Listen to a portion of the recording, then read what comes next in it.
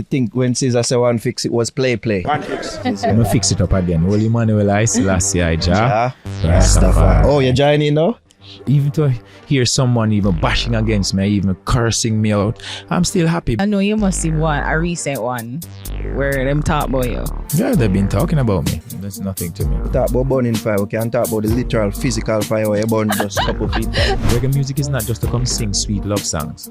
Reggae music is for you to look about what is happening to the people, see the people suffering, and take it and put it into the lyrics and sing it and echo it. That's the reason we have reggae music. It's not for you to come as young artists and want to come get it all watered down because you don't want to hear me singing about marijuana or singing about don't rape the lady and don't be a gay and don't be a lesbian, don't be a pedophile, don't be doing human trafficking, because you don't want to hear that, and because persons bashing against me because I'm bashing against the bad stuff, you think it. No. Know what reggae music is. Standing up for the truth is gonna cause me to be like being banned or having no access to certain countries. That's not my problem. Give me a try, cause I know that I'm on the fix. I'm so solid as a rock, they just can't stop me now. Yo, people, come back to the fix. It's a boy now here with Ari. And we're in a very special place, a Sacred very special ground. moment. The fix brought to you by Judgement Yard. It's also brought to you by Kirk School Ear Auto. You don't know, say, the summer hot. Very. So if you have AC problems in your motor vehicle, go to Kirk School Ear Auto, located at 44 Malines Road, Kingston 10. They fix everything. And we're here with the one and only Sizzla Kalanji. Whoop, whoop, whoop, whoop. Enough stadium applause. I'll have it free. Yeah, we do have it. Rastafari. Blessings, blessings, blessings, blessings. More Yeah, fire. Judgement Yard, not a rifle in sight. No. Well, that governor. Music. That was a hilarious question I asked you. Good. It's like if you ever hear that lyric for a governor, we say, if you want to see rifle, fuck with Sizzla money. Yes, I've heard that song. Yes. I've heard that line. What was your thoughts when you heard it? It's just for the story. Yeah. Behind the spirit of the music and the vibration of the responding audience. You know what I'm saying? It's just a part of the literature. Yeah. Don't take serious to that. Nice. Also, with the Judgement Yard, we see the ecosystem. We see it's a place unto its own. You know? That's something that you had in mind, say, you want Judgement Yard to be this. The Almighty designed it like this, you know. These trees were here before my birth. They've used the trees to mark the fencing, the line, and other stuff. The fruit trees, they're being planted in special spot just for them to know the marking of the line, the boundaries, butting, the monuments, because the land is being divided for the royal family. But then again, as you say, ecosystem, we love it. It's, you know, therapeutic because that's what it's all about. Yeah. Mother Nature. Yeah. And it's the best place. That's where we're from. Yeah. And that's where we're heading. And known to the fact is Rastafari, this is where we are to be. So I just design everything within nature. Bang. From the pool. I don't know if they can hear like the kids playing in the pool. There's a river running through. You see goats, like fruit trees. It's just like a whole natural vibe of Judgement Yard that's available to the outer community. We make sure we put it to use. Cause no more right now make, no more land now make. So we have to just grab onto this. We'll have the streamlet, you know, run from the north to, let's say, the south. They have dubbed it the Bedwood Healing Stream.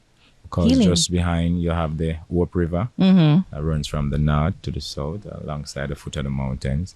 So then again, you know, it's a healing stream. We heard about it, we came, we saw it, they've been using it to heal the brutalized and persecuted people from the colonial system, from the slavery days. Elder persons, including my parents, once told me that this river behind me used to run red because from the beating and the burst heads of the, you know, persons being abused, they used to come to the valley and wash off themselves, wash off them blood and then get beaten from Babylon from the slave times. And even up until this day, they've been using it for irrigation. You know, it's been running because I say, no more right now make, Jah make the heaven and the earth. And we've been using this stream for domestic purposes such as irrigation for watering the plants, for cooking and all those stuff.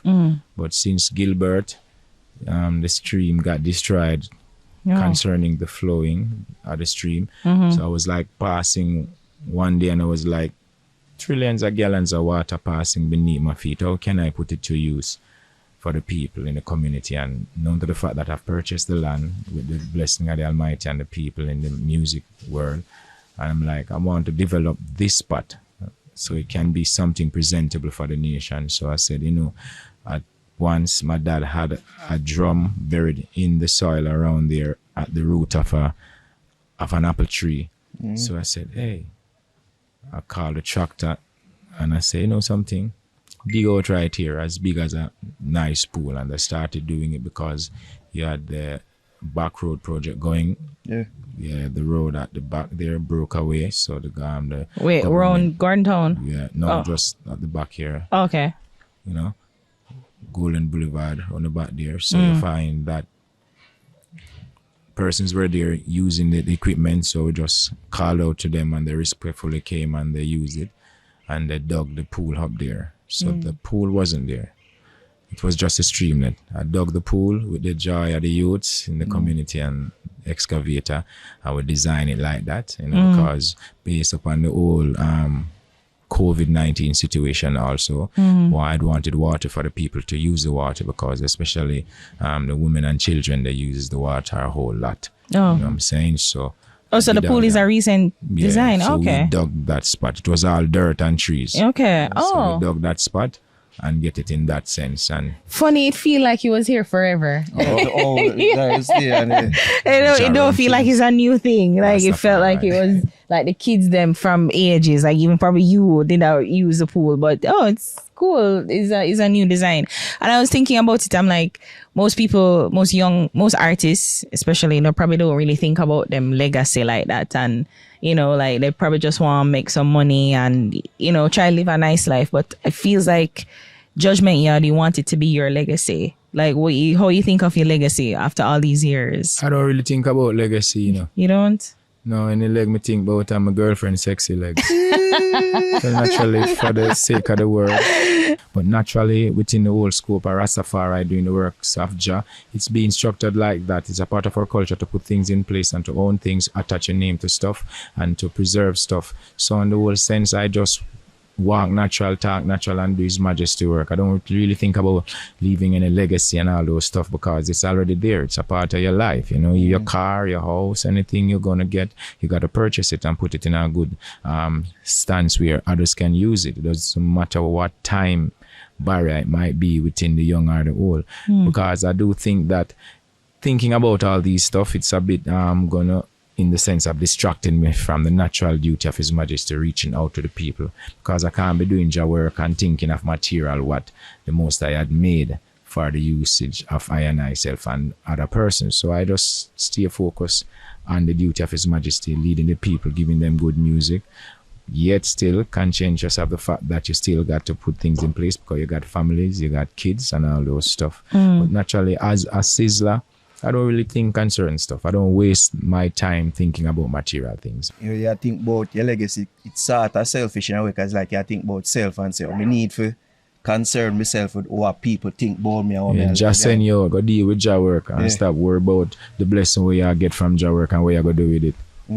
Depend that. But we preserve the legacy. We understand what it's all about. But concerning the culture and the spiritual duty of Sizzla, my duty is just present the teachings of His Majesty to the people any way I can, without teaching them about the Sabbath, the Nyabingi, directing them to the Nyabingi Foundation or the Bobo Shanti Foundation or the Selassie, the Rastafari, Ethiopian Judah Coptic Foundation. And it's much better, it's much easier for me working like that. So there's like a family atmosphere, it's like a community within the community. Rastafari. We like that. We felt welcome here from the region. Yes. Yeah. And even we toured the ground, just the Sacramental ground, all these things. And you mentioned Rastafari. I just want you to talk about how much that means to you in how you go about doing things. Rastafari meant the whole world to I and I. Rastafari is life. Rastafari is love. Rastafari is the custodian for the Black nation, His Imperial Majesty Emperor King Selassie I. He's our emperor. He's our head of state, head of church, and head of everything. Rastafari and Empress Omega, the king and the queen, you know, both goes hand in hand, you know, because it's the king and queen, you know, do the thing. So you must know that when having an emperor, you should perceive yourself to be the person in keeping the duty of the nation. And I'm talking about being an upstanding person, an upstanding citizen. You know what I mean? You'll have to be an officer of the state, an officer of the church, an officer for the nation. So when I say Rastafari, it's just in the same sense as though you'd have had the colonial government, which respectful military personnel, soldiers, policemen, doctors, nurses. These are the duties of the emperor. So when we say Rastafari, Rastafari is the emperor and king for the Black nation, and the duty of the emperor is the duty of the Almighty who created Israel, heaven and earth. Therefore, His Majesty had to sit on the throne and give instructions to the parliament, to just about everything, you know what I mean, to all the ministers concerning their respectful offices in ruling the country. So when I say Rastafari, it's a titular head of state, and it's a duty given unto I to uphold the principle of the Bible, principle of the nation from that time, and be an officer, be a priest, or whatsoever it takes for you to represent the nation in its full entirety. So Rastafari to us is the holy duty of the Almighty to lead the people and teach the people, educate the people, and put things in the right perspective. And if something is wrong, you correct it, put it in the right sense. That is Rastafari. And if something is not there, you go get it and put it there, because it's the duty of the emperor to make the nation comfortable and advance. And you see yourself as a leader within Rastafari? Naturally. Yes, because it is on my lot that the duty had been fallen to be the Rastafari president. I'm also a priest of the Bobo Shanti. I'm also treasurer of the Nyabingi Theocracy and treasurer and regent plenipotentiary of the Haile Selassie Rastafari Royalty Pen Judah Coptic Church. I'm also an ambassador of the Ethiopia World Federation, the Pan-African. I'm also the crown prince for the St. Mary Maroon and the first royal crown prince of the Tirana throne of the Western Gold region, Ghana. So it's a lot of title being given. Wow. So yeah. With all the music that you do, enough people would be surprised. So yes, the whole heap of title them where those real that have been bestowed upon you. Well, these titles represent and reflect duties of the offices of His Majesty of Rastafari of the Black nation. So these are the offices that the reggae music inspiration been coming from, because for example, Rastaman blaze up him chalice and chant up him drum and keep him Sabbath chanting Nyabingi chant them and thing, and naturally he's gonna be like loaded with inspiration. He'll find some other channel to get it out, so it comes out whether through the art culture, whether by singing, painting, or anything of the like. So once you chant Rastafari and been in the Nyabingi tabernacle and chant His Majesty, you're going to be inspired to do a lot of stuff and say a lot of positive stuff.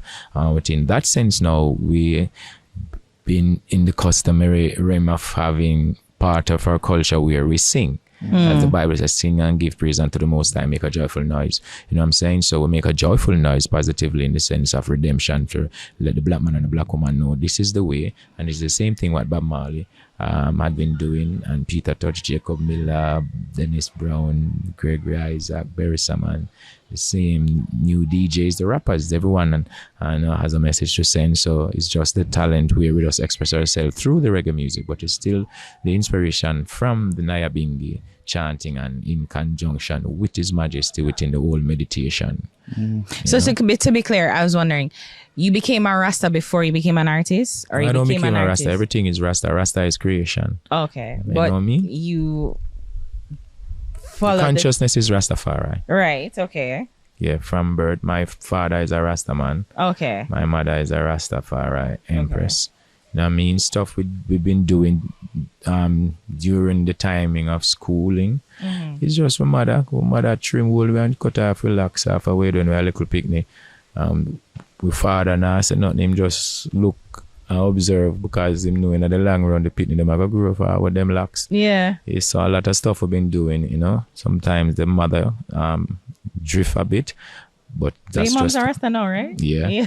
So the pleasure to meet, by the way, lovely father woman. used to tell her, say, Rastafari, you know, and she used to have her own little womanly way. Yes. This Iowa with her son and others around her, other families, they managed to be coming in their own natural cultural self. So it's just about it.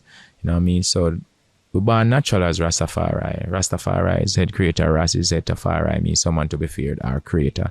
So the conjunctive word Rastafari is just head creator. And like name like nature, as the word said, head creator. So we have to be creating stuff, inspiring people. So that's just about it. Yeah, because I was saying, like, is your inspiration for Rasta, like the music. So I was born in a Rastafari family. You were born in it. So it's just like, as you mentioned earlier, is a channel, is a conduit. Music is just a conduit. Like, if it weren't for music, you'd still be the treasurer of the Nyambingi, you'd still be the priest, and you'd still get all the... still be if the Most High had permitted such. You know, 'cause I don't really take to myself titles and all those stuff. As I said before, I don't think about having legacy and thinking about this going to happen and that is going to happen. No, everything is happening right now, you know what I mean? Good people out there still losing their life, strong people, healthy people still losing their life, whether by accident or natural causes. So my duty is to just live and be a part of the Most High creation, you know what I mean? And I try to interweave everything together. That's the sense we're in which now Judgement Yard to me is like a lodestone for inspiration, you know what I mean? For do just about anything. It's like a lodestone for other inspiring artists. Once they come here and they see the whole vibration, they get the ambience and all those stuff, they start singing, they start getting out the instrument, they start playing, you know, the games and all those stuff. So I'm saying, oh, it's really a magnetic feel, a magnetic place. So that's just about it. You're really at ease. Never a Congo drum or double for this. This is how magnetic the energy is. Exactly. You know, and from that, you know, a lot of stuff had caused persons to be coming here to this river stream itself, because you got like, they have crayfish, they have fishing, so they do the little stuff. You have the fruit trees in the valley, and it's a nice place. It's like music is therapy, and then again, as I'm saying, therapeutic. The place is just really nice for someone to just come and chill, and this is how the whole entire country is. You know, it's Jamaica. It's a part of the Most High creation. It's a part of the herd. And to piggyback on Ari's question about, you know, the titles, because media, you know, followed up with that question as we're just there talking a reason. How much of it you operate in the capacity of Sizzla and of you, the person, Miguel? Nice. Because you're talking to Maki, you know, Maki say, you know, there's Sizzla, the artist, and there's, you know, there's that Sizzla, that Miguel, they were me, you know. Well, I would say some offices, I would say 75% in some office would be like 100%, some might be a 50%, because the office of the presidency having to do with interacting and agitating for the people's rights through the world courts, justice, and through the government system. So the presidency should be contacting rulers for the present day colonial governments, such as the Jamaica government and all other government officials all over the world. But at times I'm on the road doing the chores of the charity, you know what I'm saying, singing, doing a lot of tours and stage shows here and there, community services here and there, you know. And then again, which in a natural sense, I don't think as a president of the Royal Black people I should be like barging in onto persons and making myself like this too popular, because this is a very serious presidency. This is a presidency that's represent a repatriation where all world leaders must pass an act for repatriation to return persons they've taken away from Jerusalem, Ethiopia, Africa, for the human slave labor in the Western Hemisphere. So it's very serious, and that is why the Rastafari family been agitating and being a member of the United Nations, the Bobo Shanti and the Selassie, Judah Coptic and the Nibitian Crest, even the 12 tribe, you know what I mean? That's why they're there. Their duty is to collect black people and return them to Africa. So missions like the fact-finding mission, and missions where Rastafari would have sent persons to Africa, it's all part and parcel of the repatriation. Even this interview, we're fixing it up for repatriation. Which is right. That's why we're here. So that's one of, like, I was wondering to, like, some of your biggest accomplishments outside of Sizzla the artist, but the titles that you hold and the other, I guess, duties and responsibilities that you have. Like, what are some of your biggest accomplishments? You say you agitate, but, you know, what were the outcome of that agitation? We've been agitating and there haven't been much. to say, but we've been communicating with persons through the church. If you should check the documents for your perusal of the Ethiopia Africa Black International Congress and the Nairobi Theocracy, just about all these mansions, you'd have seen that letters have been sent out to government personnel, but not in the sense where it's been coming to any fruition, because I'm saying this is top government business, where in which all the government have to come together for repatriation. But part of my accomplishment on the level with the citizens, I've been to Ghana on the duty of spreading the message and teaching them about Rastafari. And I was given lands there, and I was given this title crown. And also Zimbabwe too, right? Yeah, I've been to Zimbabwe. So on the level with the people, I've been given stuff. Yeah, I've been given land from the people, the government, Rastafari government in South Africa. You know what I mean? Yes, I've been given land in Lesotho from the chief for black people through the process of repatriation, because I consider anything given to Miguel Collins, it's for the whole entire world, starting with the beautiful people at my feet, the black people here who I'm representing, you know, and I've got a lot of stuff. You know what I mean? Babsy Grange, the Honorable Babsy Grange, she had recognized the presidency. I've given a presidential speech for His Majesty's birthday a few years back, the 23rd July, His Majesty's birthday. So we've been accomplishing a lot of stuff, but not to the degree that we'd have wanted, like how you'd have had the fact-finding mission, where the government is an integral part of this duty. So that's what we want to see out of all the agitation. The government setting up stuff like their fact-finding mission, where they were being cultured by themselves and His Majesty and the other kings, you know, from Africa and Ghana, including presidents, Honorable Kwame Nkrumah and all those respectful persons, where you'd have cultural integration, where Jamaica government should be building schools, universities, are helping the government in Africa to do these things, and having children and exchange of students going from Jamaica or for any respectable Caribbean country to Africa, and Africans will be sending African students from Africa here for the natural knowledge, and they'll be integrating, and they'll be going through the universities, having their degrees sorted out, and then bachelor and whatsoever, and then now we can develop. And but you know what's happening already. I feel like Rastafari will be integral in any sort of thing like that happening. You know, I feel like reparations, though. Yeah, and but it's like the exchange. And I was wondering too, like the reparation, is it through titular head of state Rastafari? Is it like England? Like, is there the conversations? I don't know if it's conversations you'd have it, but discussions, talks with England with reparations. Is that it? Well, with all due respect, the government of England, the British government, they're a well-established government, and they're a part of the whole slavery system and the colonizing of the people for human labor, for our kingdom to be developed, to be in that sense and state. So they very well knew what's happening. It's just for them to just pass the act for the people to be returning to Africa, because you're one of those government who had taken them from Africa. So at times when we are here agitating, they very well know what's happening. We agitate too, because the heads of the government, whether it might be the respectful King of England or the Prime Minister. That is why I say Rastafari is titular head of state. The government must have an hand in the movement of repatriation. It's government to government duty. True. You think that will ever happen? Yes. You think so? Yeah, because it had happened where they had taken us from Africa illegally. So it will, in the name of the Most High. Only from my understanding, only Jewish people have been given Jewish, and I think I don't want to say Japanese, but yeah, Jewish people. I know for a fact Jewish people got reparations. We're the Hebrew Israelite. We're the Jew. We're the original Jews. Black people, we are the original Israelites and the original Jews. No, we're not Jewish. Oh, original Israelites. Okay, the Jamaica got tag. that. Lookish, blackish, brownish, lookish, but it's not it. Yeah. Because I think Nick Cannon did say that, and like he got in some trouble about it. Like, we were the original. Well, I'm black. Yeah. And I know that I'm the black Jew. Yeah, and I know that the black king is Rastafari presently. So I can't deny myself. This is Jamaica. You think that there are people that have been sent to undermine and probably destroy the mission? Yes.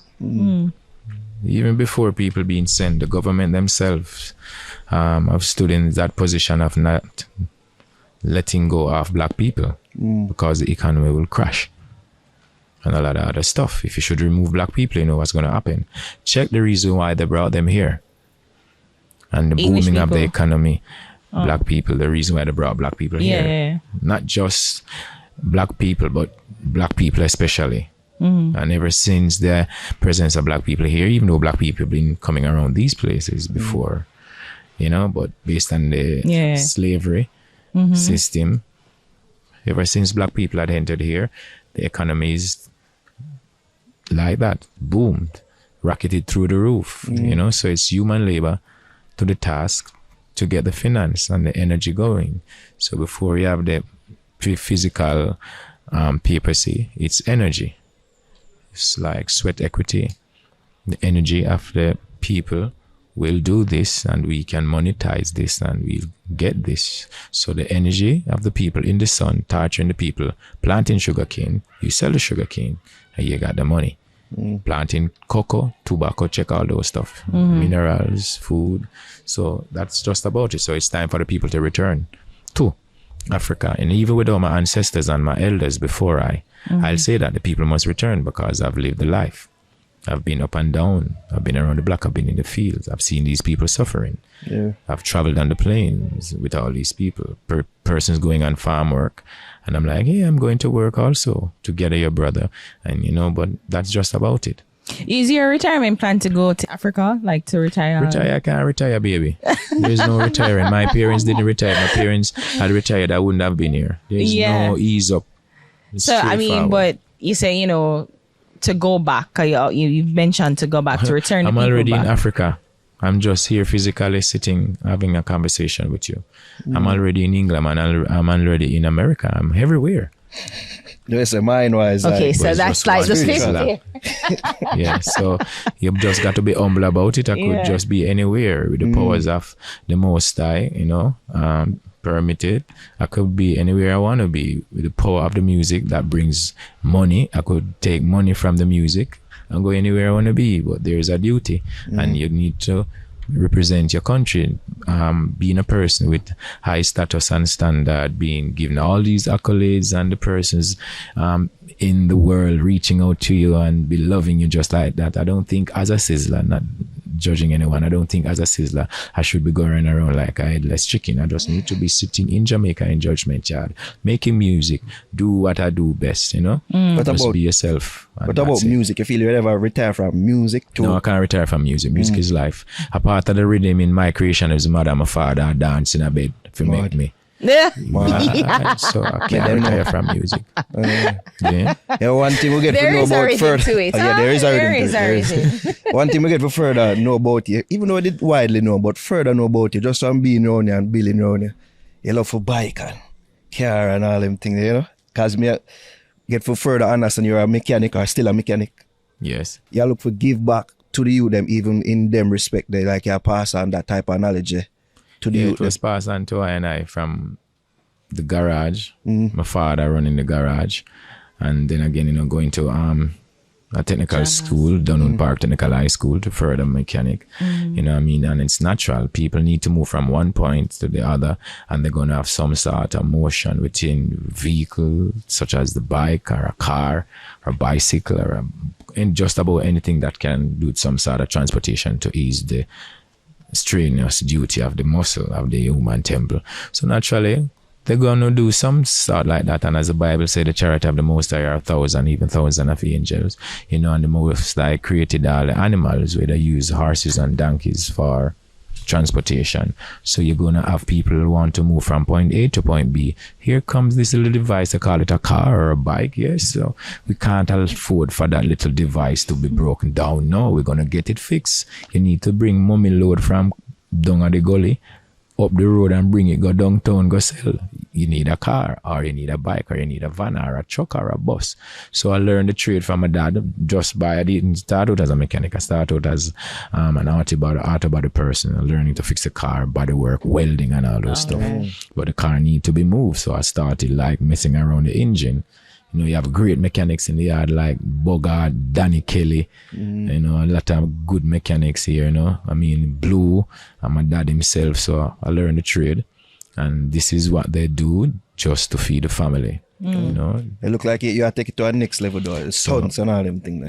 It's more than just transportation. We have an uncle in the yard now where he had a little twin star bike, and because we always ride out the bike, him chain out the bike, one long chain and chain it on the mango tree. So we just ride the bike right around the mango tree till the chain just wrap up and turn around the bike and just ride it the other way till the chain loose. And that's how we started learning how to ride the bike until we took the bike out on the road, you know, started riding the bike. Them time you don't have the police much on the road like that. But being in the music, you know, the first thing as an artist, being on the scene, you got the break, you need to have a big house and you need to have a car. So I said, okay, so we need to move from point A to point B, like I said before. And it's not only Sizzla now. You have friends, families, you know, well-wishers, you know, fans. So I say, you know, something, I like cars and I like bike and I just love the whole mechanics. Go start to do something. So start do some stunting in the yard with the bicycle them. Up and down, buy a lot of bicycles now and up and down racing bicycles 3, 4, 5 o'clock in the morning when you was on the street racing the bikes and the bicycles. So still just say, you know something, I call it a company. Let me say, every minute me or Fabulous I tell me about, yo, crank this and pull up this and me I tell the brain, so crank up that and hold that. Now me I say, yo, this word is so common. I call it bike thing crank up. And probably call it crank up. You know, we just started uniting youths, you know what I mean? I mean, it's something to keep them motivated and I guess it's another occupied. Where it's another venture. Yeah. Another business venture because you started selling bikes. You started doing delivery stuff. Persons having their restaurant, they started using the bike. You started stunting on the bike, learning some little bike tricks. So then we started having bike shows, and then the bike shows become so popular, even more than stage show. Everyone, and it encourages persons to get a whole little bike. They move from the bike to a little car until they start their own business, and that's just about it. So my duty is to just monetize your hobby and be the better version of yourself, and keep thinking, keep practicing, stay in training. You know what I'm saying? And that will serve you best. And sometime you would see the benefit. What the worst bike injury you ever get? The worst bike injury? Yeah. By CLM, when someone hit me off the bike. That's the first one. The second one is on Mona Road, when I got a fractured ankle because the brake, like me and Little Blacks were wheeling, and the brake broke loose, got hot. Sure. Yeah. I mean, so but why put yourself through all of this though? Life is a challenge. What? That's why God made for like cars. No, we know? got persons not doing any stunt on 4 wheels and they're in worst accident. True, but you know. Well, you know, we like my father always say, "Now, boy, pick me, you know, for learn to be flexible and stop move around like on effeminate, you know, for being a man." So we just take on manly duties. You know what I'm saying? You slowed down over the years, though. Me, no. I'm still at a good pace. The stunt bike? Yeah, I still do all those stuff, but as like a time and a place for everything. I don't ready feet yet. I clean up the place, sort out that, because it's just like school with classes. So I just like, come, let us train with the bikes. It doesn't matter what's happening. Train with the bikes so we can use it in times to come. So whenever time now you have like a motorcade, you have video shoots, that's the time you're going to need these persons and you're going to need them to operate this bike, drive this bike in a perfect sense as to cause no accident or injuries, and that's where we're at. Yeah. You know, so you have a little bit of sacrifice, you know, at times. Like them say, you want good, you know, as a run. True. If you find that young boys, especially in the community, like that's what they're drawn to, they're being drawn to a whole lot of stuff, you know what I mean? Yeah, and other stuff that we know very well that they like doing all those stuff, but we try to get them from those stuff. That is one of the reasons why I give them bikes, to get those bad, evil weapons out their hands. Yeah. You know, so we like the sounding of the bike when it rev and all those stuff. The same thing, they like to hear the sounding of other things exploding. So I did a little feasibility study upon everything, and I'm like, all right, you know something, we can use the bike to do this also, you know, let's distract them from the evil weapon, give them the bike will make them want to get car, and then get in car, them have to go start out a little business. So they're being drawn to a whole lot of stuff. You know, they're being drawn to the beautiful girls. You know, so I started keeping a lot of parties. They're being drawn to when they see how I do like the Sizzla Youth Foundation and giving charities and giving scholarship. They're being drawn to like want to go back to school. A lot of persons have been back to school and had gotten their degrees and all those stuff. They're being drawn to the old magnetic feel of the money with the artist. You know, he's an artist and he pulls a lot of money. They're being drawn to that also. They're being drawn to beautiful cars. They're being drawn to conscious words. You know what I mean? They're being drawn to themselves, in which they do their own little business. They come together, they unite and plan out the party with them and then plan out them like a motorcade. You know, they're being drawn to a whole lot of stuff. You know, it's like, you know, it's a beautiful community. You know, each one teach one. You know, as the saying goes, one for all for one. Working in this manner, there shall be no failure. So just continue to be an inspiration to the youths, and that's just about it. Yeah, also big up Little Blacks too. You know what I mean? Yeah, man, Little Blacks streaming over 60 million. Yeah, go viral couple time over. Right, over and over. And not only Little Blacks, a lot of them streaming, but Little Blacks, you know, we give the accolades because it's the same thing. You know, I've been telling Little Blacks, keep training, never stop training, and that's what he had done. And one of the little bike stunt tricks, brought him that far in streaming. You know, so it's just another blessing. It's a part of it. Yeah, man, I would get treated to a little show on entry too. Yeah. That's right. I was like, oh my God, he's gonna drop. They train, they fail a lot of times, you know. Little Blacks and Sea Boot, Sizzla and all of them and chip up like. But I mean, all right. We've mastered the art and we use it to generate income, you know, despite we've gotten injured, you know, well, we've mastered the art so we can keep a bike show and the money and still go back to the community with stunt and we get a lot of work and all those stuff. Yeah, I like that you teach them to empower themselves also, not just to learn or to ride the bike or to go viral, but for also have a business mind to it as well. Yes. It seems like that's very key. Yeah, a whole lot of persons, you know. Well, let's start with the Sizzla Youth Foundation and the University of the West Indies. They've sent teachers here for summer school, so teachers came here and they kept summer school for the children. Oh. So it's a culture to teach and it's a duty to learn, you know. So it's the same principle, you know. You have persons like 6 persons representing the Sizzla Youth Foundation coming together, writing speeches and doing a lot of stuff. So we've learned. So we like duplicate such and we transpose it, you know, give it onto someone else who had not that amount of knowledge. So if you have a Sea Boot or a Little Blacks or a Sizzla and they don't know how to set up the Instagram and how to count, and we're going to teach them what to do because we're in the field and they're going to be met with persons out there requiring these stuff and you're going to need it. So it's best to teach each other. Yeah, you know, that's true. Every morning persons are being busy to get the kids in the school. So it's about teaching and learning. We'll talk about the music. I can't believe you know, in the Guinness World Book of Records for most albums. Yeah. I don't know how that is not a thing yet. Have you approached them? Work on it, like, how far that if I had ever approached them? Yeah. No. I've told persons to do such, but, you know, we're a bit laid back. You know, a bit taken aback by what's been happening out there. So we just chill like that. You know, it's really important to have all these things recorded. But like I said before, I don't worry about these things. But you take pride in it, though. Well, naturally, it belongs to the people. That's just the blessing of the people. You know what I mean? And for you to be singing all these songs, it's because of the people. And because you want to sing for the people and to give the people a good message and lead them in the sense of righteousness. We've been accomplished with all these accolades and all these titles and all these, you know, stuff of greatness. So then it's really something for you to take pride in because it's about the people, it's for the people. At one point, I think I read 60. Wikipedia said 45, and like he did do a joint collaboration album too. So that was I'm well above 15. 80. I'm well above 80 albums. 80 albums, yeah, officially. That's the official. I'm close to about 90. Yeah, 95. So when you put out I'm talking release. Yeah, I know say I have coupling at the top. I have a whole lot. If not more than what's been released. When you put out these songs, or you put out the album, like you put them out for the sake of like just breaking a record, or is it just to put out music? No, it's after putting out all these songs, we're seeing records being broken. You know what I mean? As I said before, I don't think about some of these stuff because it's trivial to me. I just do the work. But after doing all these works and like look at your work over 5 years and start doing a count, you're like, damn, that's the amount you got right there.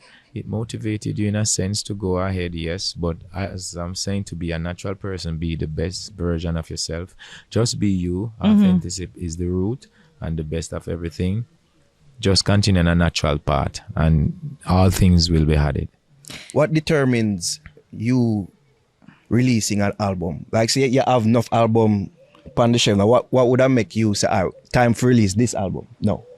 The people will say like, oh, Sizzla, we're not hearing anything. And then again, the timing might be, I'm like a bit tiresome in doing the work. Sometimes I'll just take a break and then I'll say, you know, too long now, or sometimes that might be the atmosphere, a political atmosphere or a festive atmosphere where in which it's festival time, so you need to put out this. It's summertime, so sometimes the season is determining an artist in putting out an album. Sometimes it's the whole entire present situation in a community or in a country. Sometimes it's the situation at current with the government and the people, where the people might be facing some difficulty and not having water, not having light, police brutality, citizen against citizen act, killing each other. So it has variety. They have themed albums, pretty exactly. much. Yeah, makes sense. So I mean, when you put, because you said that, you know, you're inspired all the time, but is the inspiration just like put out a single? Like, what's the work ethic for you? Like, well, I got a great work ethic, I would say, because I'm just passionate about music. Yeah, say let's have a shot, by the way. Great. Yeah. I do think so. Yeah, because and the question is, I know that you have a great work ethic, but it's like, what's the process for you to put out, like, for you to put out this many album? Like, what's the process? You know that I am the reggae icon. I am the person the nation look towards in getting this work done. Whether it be a short or a lengthy time, it's my duty to get it out. So sometimes I'll be like, you know, I'm going to take like 3 days and make an album, and I get it done in 3 days. I would do like 4 songs a day. Yeah. And sometimes I would be like, you know, so this is reggae music and we must maintain this genre of the music. So I would say, hey, get me 50 one-drop rhythms. Well, 50. Because this is reggae music. I need to be singing on 50 different rhythms for this whole entire month. Sometimes that sense determine an album or determine me putting out songs. Sometimes an album is not in the sense of I'm going to just make an album. Sometimes I'll like see someone doing something and I'll make a song. For today, I make a next song. Tomorrow, I've done 4 songs 4 months ago. And sometimes I'll just get crazy in the sense of compiling a new album. So I'll just pick songs from other aspect of how I created a song. So it's not generally just to go in the studio to make an album or to make a song. So your content is like almost every day. It feels like almost every day you're recording. You make songs. Yes, honestly, I don't record every day, but for me, it's every day. You know, if you can ask persons around, they might be seeing stuff I'm not seeing. But for me, it's every day I work. Yeah. But so how much song write? per average you say you record a day? Per average. I just say you know record every day, but per average, how much you say? For a Sizzla, with my work ethic, is like I can do an album a day. Yeah, I can do an album. Wait, and how much songs on the album? 12. Oh, okay. Okay. Yeah, but I can do an album a day. But for the average, I would say 9 a day. 9. 9. Yeah, within a year, I would say 9 to 10 a day. In researching, is that you had a record deal with Def Jam, and I'm like, when you produce this amount of albums, like you would be a record company's favorite. Like, you know, it's the albums that they want and they need to put out content. So yes. So even that never worked out with Def Jam. Like, was there any other possibility to sign to a major label? My focus wasn't to get signed to a major label. I didn't go out looking for a deal with Def Jam. My deal with Def Jam came in the sense that I was just in New York and I met up with a person called Brock Down Studio with Cookie and the youths at church on 31st. And I would be like, you know, it's my culture to sing. I like singing. I like hearing new songs, new melodies, new phrases, going out, cutting apart through the atmosphere, going in person's ears like, yo, this is new, this is brand new, sounding good. I like the beat, I like the click. That's just about it. Music is passion. So I would be like in the studio every night, making songs. And then you have this brethren, he makes beat. That is Gavin, that is Foxy Brown's brother. And Gavin will be like, Sizzla, every night you're in the studio. And now the Yankee kids will be there, the Yardie will be there. Sizzla, you just like singing night and day. When the whole city is like being filled with persons up and down, commuters. And then in the night when it's empty, I'm still there singing. Until Gavin said, Dada, you know that Jay-Z, he's doing some recordings with my sister. And I said, who is the sister? I said, Foxy Brown. So I would like to get a deal with Jay-Z so he can get some of my beats. And I said, okay, call Jay. And they called Jay-Z and we spoke, and Jay-Z arranged for us to come to the studio. It's all about Gavin. It wasn't about Sizzla. It's about Sizzla trying to get Gavin to reach to Jay-Z to get some beats out. And it really happened because we went there, and that is how we came up with the song. Sexiness, I need some of mine. Yeah. La la la, loving every time. Working all day. That's fine with me. Make love to me, girl. And that was the beat, and you know, they've been saying, Dada, you know, you can get a deal with Def Jam. I was okay, shoot for it. That's just about. Would you say that when you were signed, that was the most time you spent in that surrounding that culture? The most time? Yeah. And what you mean culture? You mean Like hip hop okay. culture? No, I've been in that circle. I mean, know you well traveled. Days and nights in Brooklyn because I got them hip hop rappers banging in my ears. Yeah, it's for me. I'm in that field. Once I'm in America, I'm in that zone. Yeah. Once you land in America, it's gonna be dancehall, reggae, and hip hop, R&B banging. But so I'm always in that field. Yeah, even before Def Jam. A prominent reggae artist were there, and them favorite artists, right? Blessed. And them say, I rate Sizzla not because I'm music, but him attitude towards the music. Meaning, you're never afraid for touching a different areas, genres, sounds. I kind of touching it a while ago. You know, like the different melodies and different things them where you don't have an ear for tap into. Yeah. Where does they get that from? It's natural music because, you know what I mean, not because we produce the genre of dancehall and reggae. The reason why you're having the reggae and the dancehall is because it's redemption.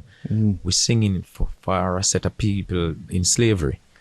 And the beat of the music, the timing, that's what we're going to put the lyrics on, and that's the best timing between the whole faculty of the music that we can express ourselves differently from the whole note.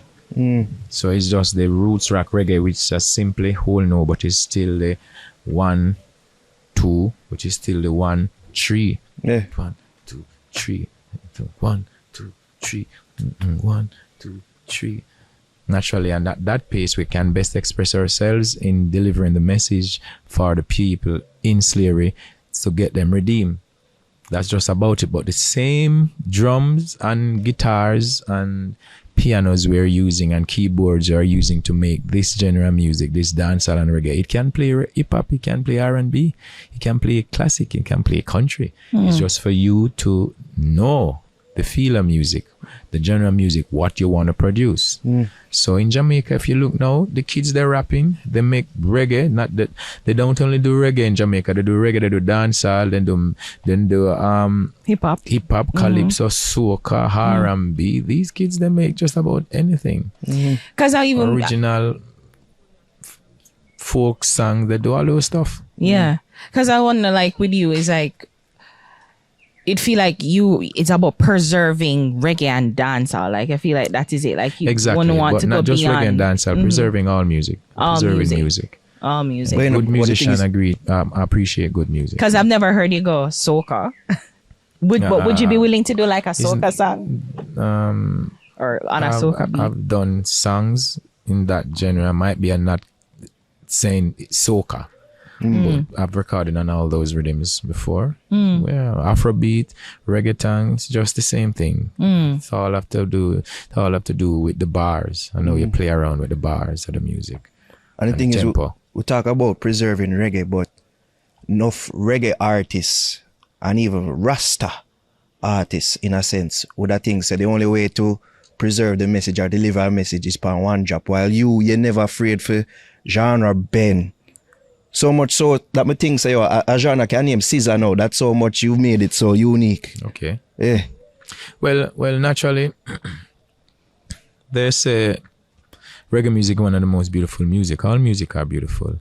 You know what I mean? Music is a universal language. Music is therapy. So I don't think as a reggae artist, I should just prove to the world that I can only do reggae. You know what I mean? You have to just make yourself like be well-rounded, you know, multifaceted. We're in sense that you're a product. You're your own walking billboard.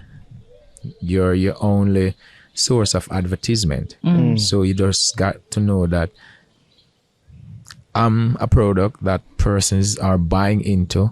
You can't just see yourself as an artist. You have to see yourself as a brand also. You know, so persons not only seeing you for your music, they're seeing you for clothes, they're seeing you for water, they're seeing you for a whole lot of different stuff.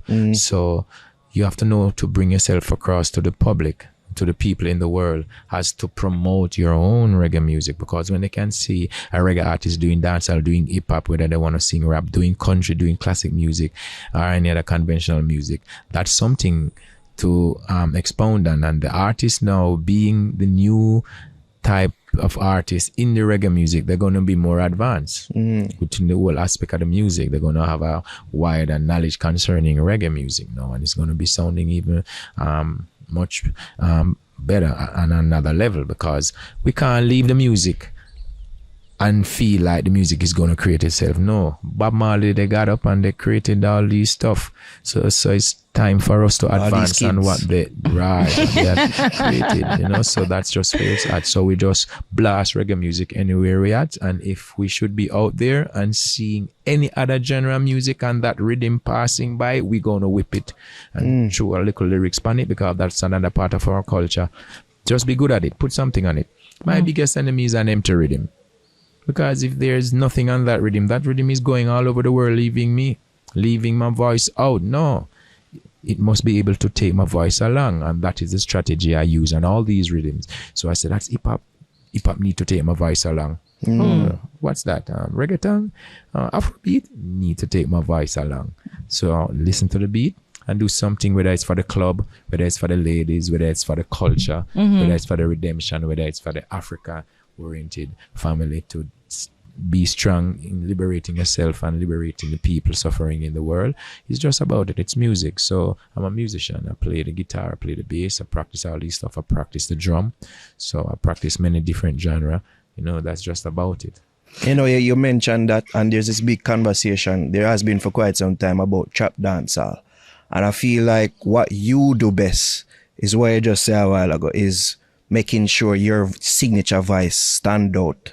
Enough people argue, say, enough of the youth them now is trying to fit in with the hip hop sound. So I just want to know what Sizzla thinks about like trap dancer, because you are one person who are never afraid for voice and hip hop beats from a taller time. Yes. So what you feel about what go on now with the youth them and them sound? Another level they've reached, and I have nothing but to say about it. It's music. It's still sounding good. It has a sound, and you know, with Jamaica and our people, we like to criticize and scrutinize things. And if we see someone coming with the same style, we're going to criticize them and say, why you don't try something new? So whenever time I'm seeing the youths trying something new, it's just for me to encourage them. Just keep the roots and keep the culture. I never know where it's going I never know where it's going to end up.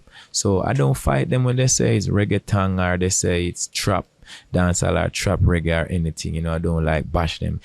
attack them with the word like, you can't trap reggae, you can't trap. I just let them be.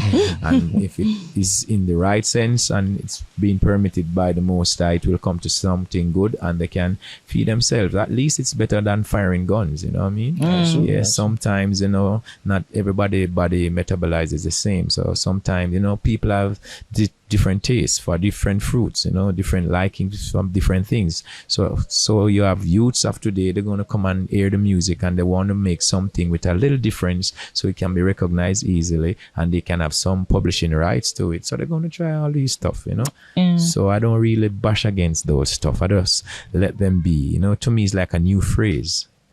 Slang. It's like a new phrase, a new slang, a new phrase in the music. That's just about it. It's called music, and there's no laws saying you can't play it like this. That is why I do a lot of reggae songs to maintain the reggae music according to its whole aspect, from the one drop and the guitar strumming with Bob Marley, Peter Touch, and all these reggae icons, because you're going to have persons coming remixing the reggae music. Persons going to be here remixing the reggae music, remixing the hip hop, remixing the dancehall. You can't stop that. There's no law or rules that say you can't play it like this. So that's just about it. I let them be and just be happy for them. Because they can't stray from their roots. It doesn't matter what they want to come with. It will still be Naya Bengi and still be one drop reggae. Bash them, but you burn a fire when you feel like them are sing about certain things. Well, the rhythm pattern, I don't bash them. But like the lyrics now, I don't bash them either. But sometimes I'll just make a mark, as the elder say, we who know the right and do the wrong will be beaten with many stripes. And if the watchman see the danger and want it, not the nation, he's vulnerable to some sort of scrutiny. So just for me, when I hear they put like some little lyrical content that's not really sounding good, I'm like, yo, that's not really right, even though sometimes we ourselves, we might put some expletives in the lyrics, but there's a time and a place for everything. We have other persons like their lyrics, they're really nude. Nude? We said nude? Nude lyrics. Nude, okay. No, funny a while ago, Sizzla make it so like, I'm just tell him so that Sizzla burn big fire. Remember the fire about pan gauge and say, do not dung in that shot. Like, you burn a big fire. Some songs where Gauge have right now, I tell you, hotter than for me them. Them bad. Yeah, you just want to show them because, a sex make them, as I said before, it's the rhythm pattern with the mother and the father in the bed. They must know what the rhythm pattern they're dancing to. That's what created them. So they're always going to be singing about sex and they're facing sufferation every day. They're always going to be singing about Jah and the culture. So just itemize them and know where to play them. Yeah. I was saying too, like with you, because you have a couple gunman, I guess, like Badman song. Yeah, couple. Yeah. Ragamuffin. Yeah. So even that too, I mean, with you, but even with them kind of song there, you're really mostly a conscious person and, try to sing about, I guess, love, reality, and I've made a whole lot of those songs. Right. Yeah, same as though I've made a whole lot of conscious songs and girl songs. But naturally in Jamaica, you have a culture where it's called sound system culture. So whenever time I like pen a song and it's like within the gangster realms, it's just for the sake of sound system, dancehall sound system and sound clash.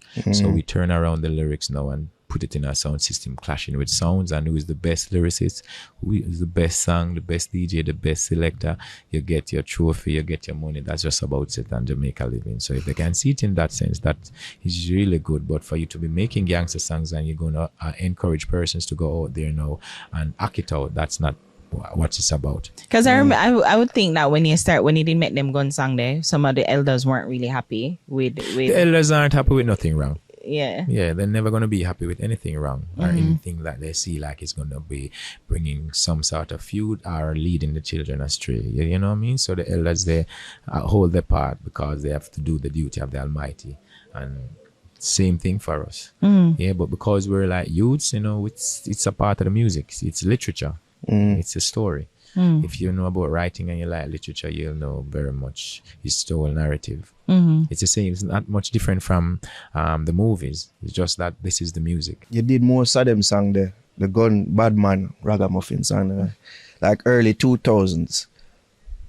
There are people that would say that you did do it at the time to compete with like a Killer and the man He wasn't because you have songs being mindset. done like those before Bounty Killer, Ninja Man and Super Cat and Josie Whale. It's just about the professionalism in being a good lyricist. So you wanted to display your lyricism with those songs? That's it. You have to know the culture of Jamaican people. If you're not out there and your lyrics don't at them or boo you off a stage. Yeah. But you think those songs made you like stand out to like even as a Rasta artist and I sing them song that like it was the thing that really makes Sizzla the height, the popularity. Exactly so. I wouldn't say just height and popularity. Well, no one know it everything, but if you should ask the fans or the people, they have their own opinion towards stuff. But personally for me, yes, it does, because then again, you'll have some of those songs too. I use them to like quell like real gangsters having a feud against each other. Really? You know? Yeah, so when them hear Sizzla on the stage with all a gangster song now, it's like it just calm them. Wait. You know? Calm them like that calm down. Yeah, it does. Oh, I don't think so. Think again, and you'll know. Because then again, when you go out, in Jamaica, you'll have shows, summer, where it's just for the girls. Yeah. You can't be going there singing certain song. They don't want to hear no girl song. No. You have to be singing girl song. And they're tired for sure. No, and we don't you know if you have know. some other places, you have to go there with gangster song and come off high stage. And it's reality. It's true. You have to be banging out there like that. Tell them, say, get off. You're not doing anything. And yet it's still a peace concert. And you have some shows. You go and you sing the gangster song. They don't want that. They want the Rastaman song. And you have places. So sometimes you go and you sing the Rastaman song and they like looking at you like this. But because you have to sing the Rastaman song, we're going to listen to it. But I mean, I've bit of ragamuffin vibes tonight, or I'm in a bit of club vibes, or a bit of conscious vibes. So it's just about it. It's just human being. Even with you and you like, you know, like you go in the stage shows and like your set list, it must be hell to kind of figure out the songs then for your set list with so much songs that you have in your catalog. Like how you figure out, especially the audience. And I'll categorize, because when you're doing stage shows professionally, we structure the songs. But with a Sizzla, once I jump on the stage, I sing anything. Yeah, I don't care if a gangster song or girl song or almighty song. I just jump out and sing and the people start singing. And again, it depends on the situation, the whole purpose. Do I say you just want to make sure so the pyro work? Yeah, make sure so it work, you know? Sound coming out. Yeah. Oh, the pyro man, they must have a problem with it. Since I ever give them problem. Yeah, man. My speaker, sometimes it's a part of the whole getting together of being on the stage and entertaining. The presentation. Yeah, man, we get it. Even though sometimes the microphone is not coming through the speaker, and sometimes you have the fire there and it not work. But it's a part of the whole music. Wait, was it scenario. BRT? Fireman. What am I fire there? Yeah, why the sense of it there is not working? What you saving it for? Burn it, blaze it. Blaze it. And we talk about like your song, them like we talk about the Gunman song. To me, it displayed your versatility as an artist. A show said in any mood, flow, vibe, you can touch it. Me and Harry been have a discussion, say, if we are to do a list of top 10 dancehall artists, top 10 reggae artists, Sizzla belong upon 2 of them. Probably top 5 for 2 of them too. Definitely reggae, top 5. But that's how versatile you are to me. That's something like that you see yourself and see your pride yourself. So I need to make sure so the people them see my versatility. Well, exactly. Sometimes I would say it's a conflation of the senses, wherein which you just got to there's a variety of spice of life. You know, it's not just one fruit out there. So it's a part of the literature. Because when you're writing a song, you're not much different from the person doing the poem. You're not much different from the person writing a book. It's just that you're singing, you're a part of such. So it's just a part of the story for me.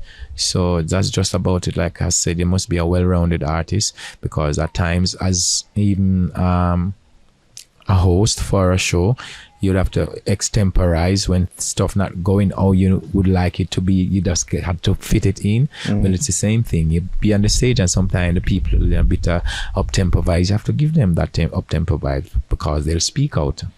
And the matter say, I'm not feeling good, I need something with a little tempo. And you give them the tempo now, they're really getting tired. They need to like slow it down a little now. You know, give us the one drop now. And that's how you kind of figure out. You can't figure out your set list. Like come out with that high energy, and then you slow it down a little. Like and to then figure out a set list now. Yeah. The people, they already knew the songs, but being in a zone, for example, I'm leaving Jamaica and I'm going to Trinidad. First of all, I'll do a little investigation and what's my latest song that they really like. And they would say, oh, Sizzla, they like these 5. And but you know, they love these from that time. And I say, okay, so and what's happening with the community, violence or non-violence? No violence, but the government doing a lot of stealing, possible taking money out of the treasury, and the government locking up government. Also, then you'll know how to set your set list based upon the songs you've written. You know, so you might see that violence is going on over there, you put a song there, no violence. You hear that women being raped, you just put a song, thank you mama, and you know, don't rape, you know. And then you hear that, oh, you know, that farming is something booming now, you remember like a song, till the soil some more, then they put it in. So you just got to compliment the people's feeling. I feel like it's harder for you and other Rasta artists out there, because I feel like people boxing in and them expect, you know, for being a certain mold as a Rasta. So I just feel like it's harder to be a Rasta and an artist, because as an artist you want fully explore and express yourself creatively, but there's also this perception say Rasta not to do certain things. Yeah. Supposed to be very pure and you know, like highfalutin and yes, because you've been telling the people to live good and live clean. So you yourself need to be doing that. And you must learn that you're that what you represent. So be that at your age. I know you say it's literature, but how you reconcile that within yourself? You know, because there was backlash. Well, I'm a natural person in that sense. I'm just a natural person within the whole aspect of the consciousness. That's me. One of my best thing is to read. So to me, that's nothing. If the people say Rasta not for do this, not for do that, by right, listen to the people. And even if you are do something and the people say you're not supposed to do that, you're supposed to adjust, because you've been teaching the people, telling the people not to do these stuff because they're bad. So the people look at you and say you mustn't do this, that is bad. What's the difference? So you know, feel a certain way when people say that. I love when people criticize me and bonfire, man. For real? Yeah, man. When the people say this and that, me listen and say, well, that might be me drive too hard, or might be me love stunt, or me love cuss Bedwood, or me might love do that or this about that part, and me not do that. Well, that part, I cut down upon that. You have to relate to the people. That is why. Oh, so you take it in. So you can do self-examination. People that said stuff about me, I listen to it. Was that done with Luciano? Because I know say there was a falling out there with Exterminator and everything Lucian has said about me, I listen to it. But like I say, it's the part of the literature. You guys know, like, you guys have reconciled or probably, you know, sports talk scenes? Well, you know, everyone has their own faults and flaws, you know, but it's not for me to go and like highlight your flaws or to put your problems out there. My duty is to help you get rid of them. So if in that sense, I'm helping you to get rid of your flaws and your faults and you don't really like it, I still don't hate you. So I'm not stopping anyone from helping me to get rid of my flaws, you know, because each one teach one. You're always in the sight of the public, and even if the public is doing something bad, they don't want you doing anything bad, representing them, because when the time comes, they want to be pointing a finger like, yeah, let that person go, he's clean or she's clean. You've been doing bad, you can't go now. So you can't be following persons doing bad and then you want to represent the people. It doesn't work. You know, that is why me rather wheel it down the whole of Jamaica Road and stay by myself and just play string up sound system and just play my sound system and just keep artists and cook. I'm always doing stuff to keep myself out of trouble. It's very clear why. So that is why I stunt car, stunt bike, instruments, sound system. I got my engineer friends when they like my brain take me around Augusto, I just gone around a Tivoli, I'm gone around a Jungle, I'm gone around a Barbican, I'm around a Pops Boom Sunday, I'm go look for Father Weep out them or where they I'm just go trouble some artists. You know, pass through and just trouble them and hot up around your son, give them a vibes and little more you hear it in the songs. And that's just me, you know. What do you mean trouble though? What do you mean trouble? Just go there and cuss them out. Like all one day must say how long me not see all you. Where you different what day? Man say, Dada, what do you? Where you different week? You get rich now, you gone, you get visa. I say, your money, you now forward to forward. Next time I fly, forward. Let's talk about that. Since you bring up the visa, you know, like many people are saying, like many people thought that you probably wouldn't have gotten it back, and then you know you get it back, and you did a show or you recently in the USA. So can you speak about that? Like, I don't know, maybe you can go into details. Honestly, I have no problem with no visa. Yeah, you never did? No, never did. No, the funniest thing what happened with this whole visa situation, as Sizzla know what I talk about, when we talk all the vibe of essence of reggae, and the man said very plainly, say, me no business about them thing there. And a couple weeks afterwards, a visa that thing get. Man say, he said the universe work. The visa is automatic. Him didn't know, him didn't get it. When You didn't know. No, there's an embassy in my country. There's a US embassy in my country. So visa is permanent until they take it out or relinquish. Yeah. So I don't worry about the visa. But did it affect you though, not being able to travel to Spiritually, America? it doesn't affect me. But on a business aspect, Yeah. persons out there, they use Sizzla to make money. When Sizzla have him visa, Sizzla travel and we go stage over there. So I'm do my business and them collect them little business and then pay them taxes. You know, so when Sizzla has the visa now, Sizzla has the visa, Sizzla can travel and can do business, not just only music. You know, it's a work permit. Once you're working under the name given to you with the visa, it's good. You know what I mean? So I was never with a problem for the visa. That's just fun for me. You know, see, Sizzla got the visa and the visa flyer gone left me. I'll know me there at Jamaica. The whole world take on the visa like I feed them on. You understand? The visa is my visa went viral more than Sizzla. You know why Sizzla kind of people them glad for you? Because it's fun. Yes. It's fun. Sizzla having the visa is just fun. So I just put it in a part of the literature. Because the visa is for the people in America. That's if they say that's a standard to enter the country, giving them like a visa from extra interrogation. No worries. We've been interrogated every day by some extra interrogators out here, Babylon them. So they have no problem. You know which other record if I have Sizzla, the most banned artist. You feel have the record there too, man. Yeah, The how much amount of places? ban you get. Come and say Sting Banyo. Some fest. Some fest. Where else? You can go. You do Europe shows like. Them You get get banned from banned from country, yeah. Belgium or must say Germany. See, Jaja. Me get banned from must say Madrid. Jaja. Yeah, but it's just fun for me. That's you know, to me them just a Harlem pull Sizzla stuff, and I'm like, it's fun for me and the people, you know. And we spoke about it on the stage, even show them all my passport to the visa. You know, at once you have someone, you know, the people that they're really kind. They're not thinking about a visa. They just want to share with you, but something you just got to put it in the drama. Yeah. And you know, say, yo, can't tell none of them something there. Me have visa, I know, we know. We don't want them, take the visa from me. The greatest sight, me see what they are Sizzla, you just get the visa. And the first video me see a Sizzla perform a foreign. Which song in my perform?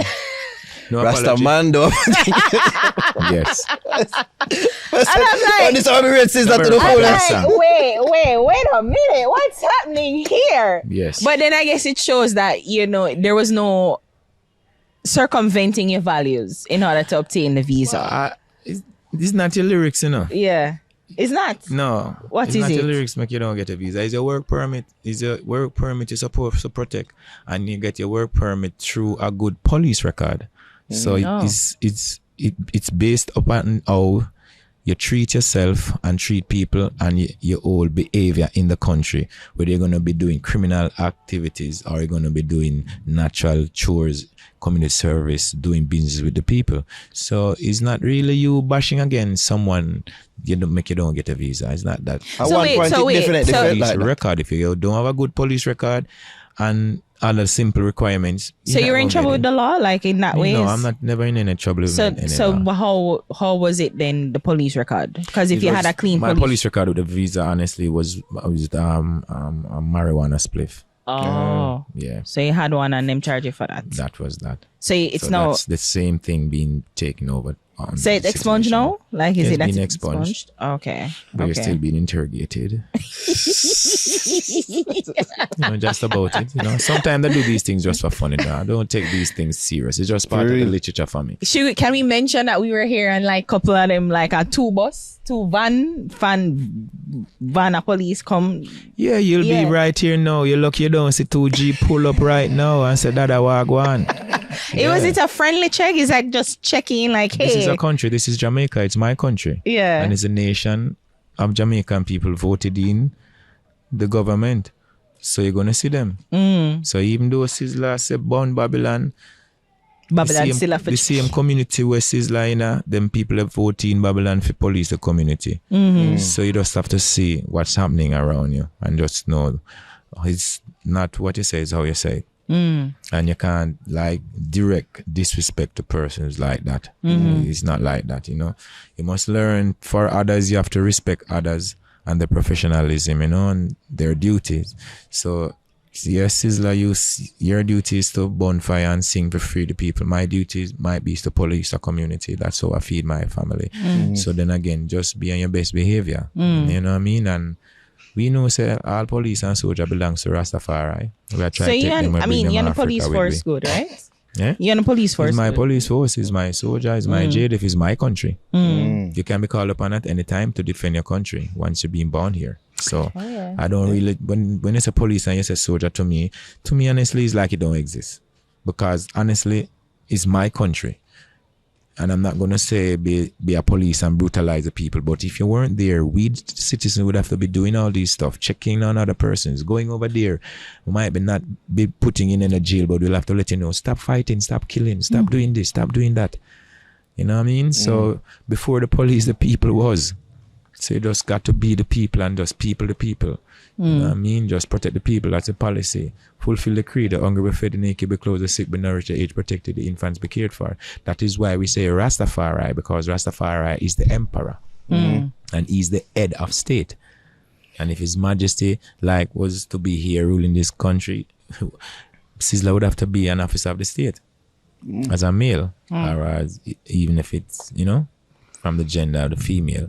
So the police duty is to protect the people and serve the people, and the people belongs to Jah, and the people belongs to themselves. The people who own the police force, the people who own the JDF, you know what I mean? The people put them in power, so they must have respect for the people. Because you're being in power, you're rubbing shoulders with other persons who are really affluent or opulent. That's true. You need to just relate with the people. Not for them, at least it feels like to enough people that not for the individuals in the police force, them forget that, so they work for the people. Right, that is why you have times when the people vote to move what they don't like. Police, politicians are like right, you know what I mean? You're still on the payroll, so don't hack above your paycheck. The people pay your bills. There was a general feeling that it was more than just a clean police record. It was about the anti-rainbow lyrics, and it just feel like it did get a fight. Yeah, you still get fight because you have persons like those in society, in offices that we have to pass through, and you know, regrettably, but it's just the whole sense. So you don't know where you're getting the fight from. You know what I mean? So these two eyes are the guardian of the threshold. So you just be good, do good, and good will follow you. You never know who's looking at you.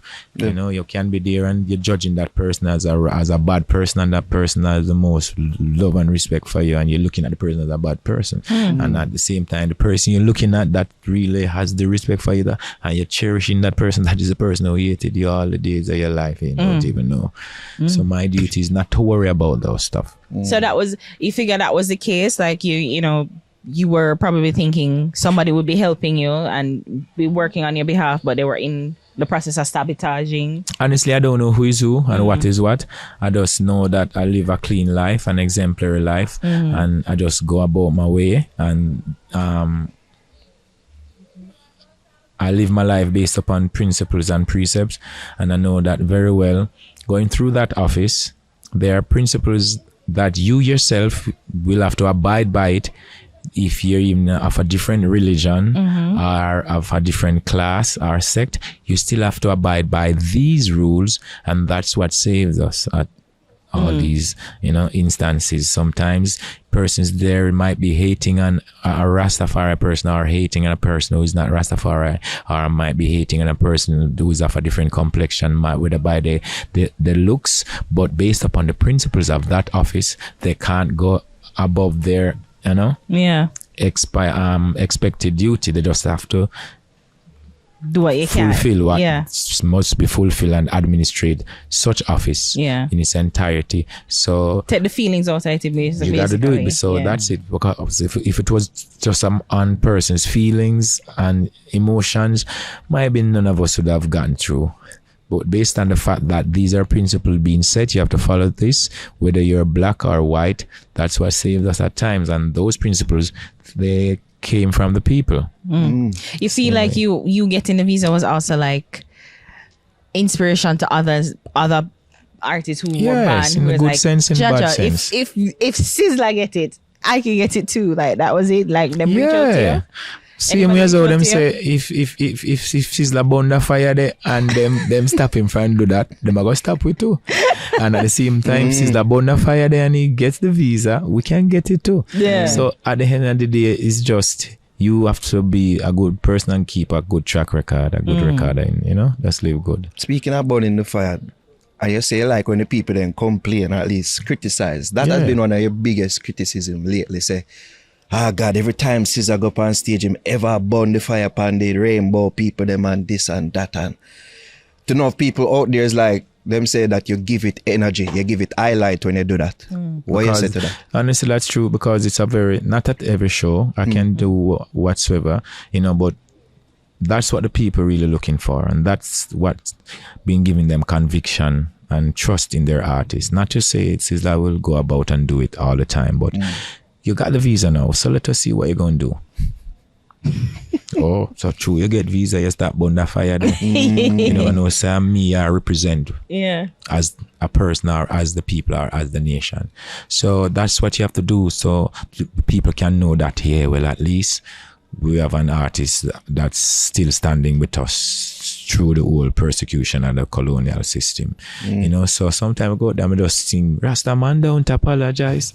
People them say, all right, me feel good now, that part of my energy. It's almost like they were waiting, like they were watching and say, is he gonna now you do get the it? visa now, they expect Sizzla to be in the States all days of his life till the visa expire. No. There are duties here in my country, Jamaica, and I should be doing a lot. I see the visa as just a access point, access tool to travel. It's not something that was be all and end all to you. No, I don't see the visa as a tool to travel. You're the tool to travel. You got to keep yourself as an upstanding citizen, not doing any criminal acts, so you can get a good police record. Because even before the visa, if you do, the first visa is a police record. So the visa is not really the visa, it's the police record of the visa. When you go down there, you get your fingerprints done and them say you're clean, then you go through. So the visa system is just an extra system I do think for interrogating persons, just to see if the person is really clean or doing anything bad that's not really acceptable by some other nation. Because same as how you might bring about a visa system to go to that country, my country Jamaica could have produced a visa system. You know what I mean? But somehow them people out there, so them whole damn self for the visa system. When you look for one policeman out there say it's a visa system, he no need for issue no visa from Jamaica.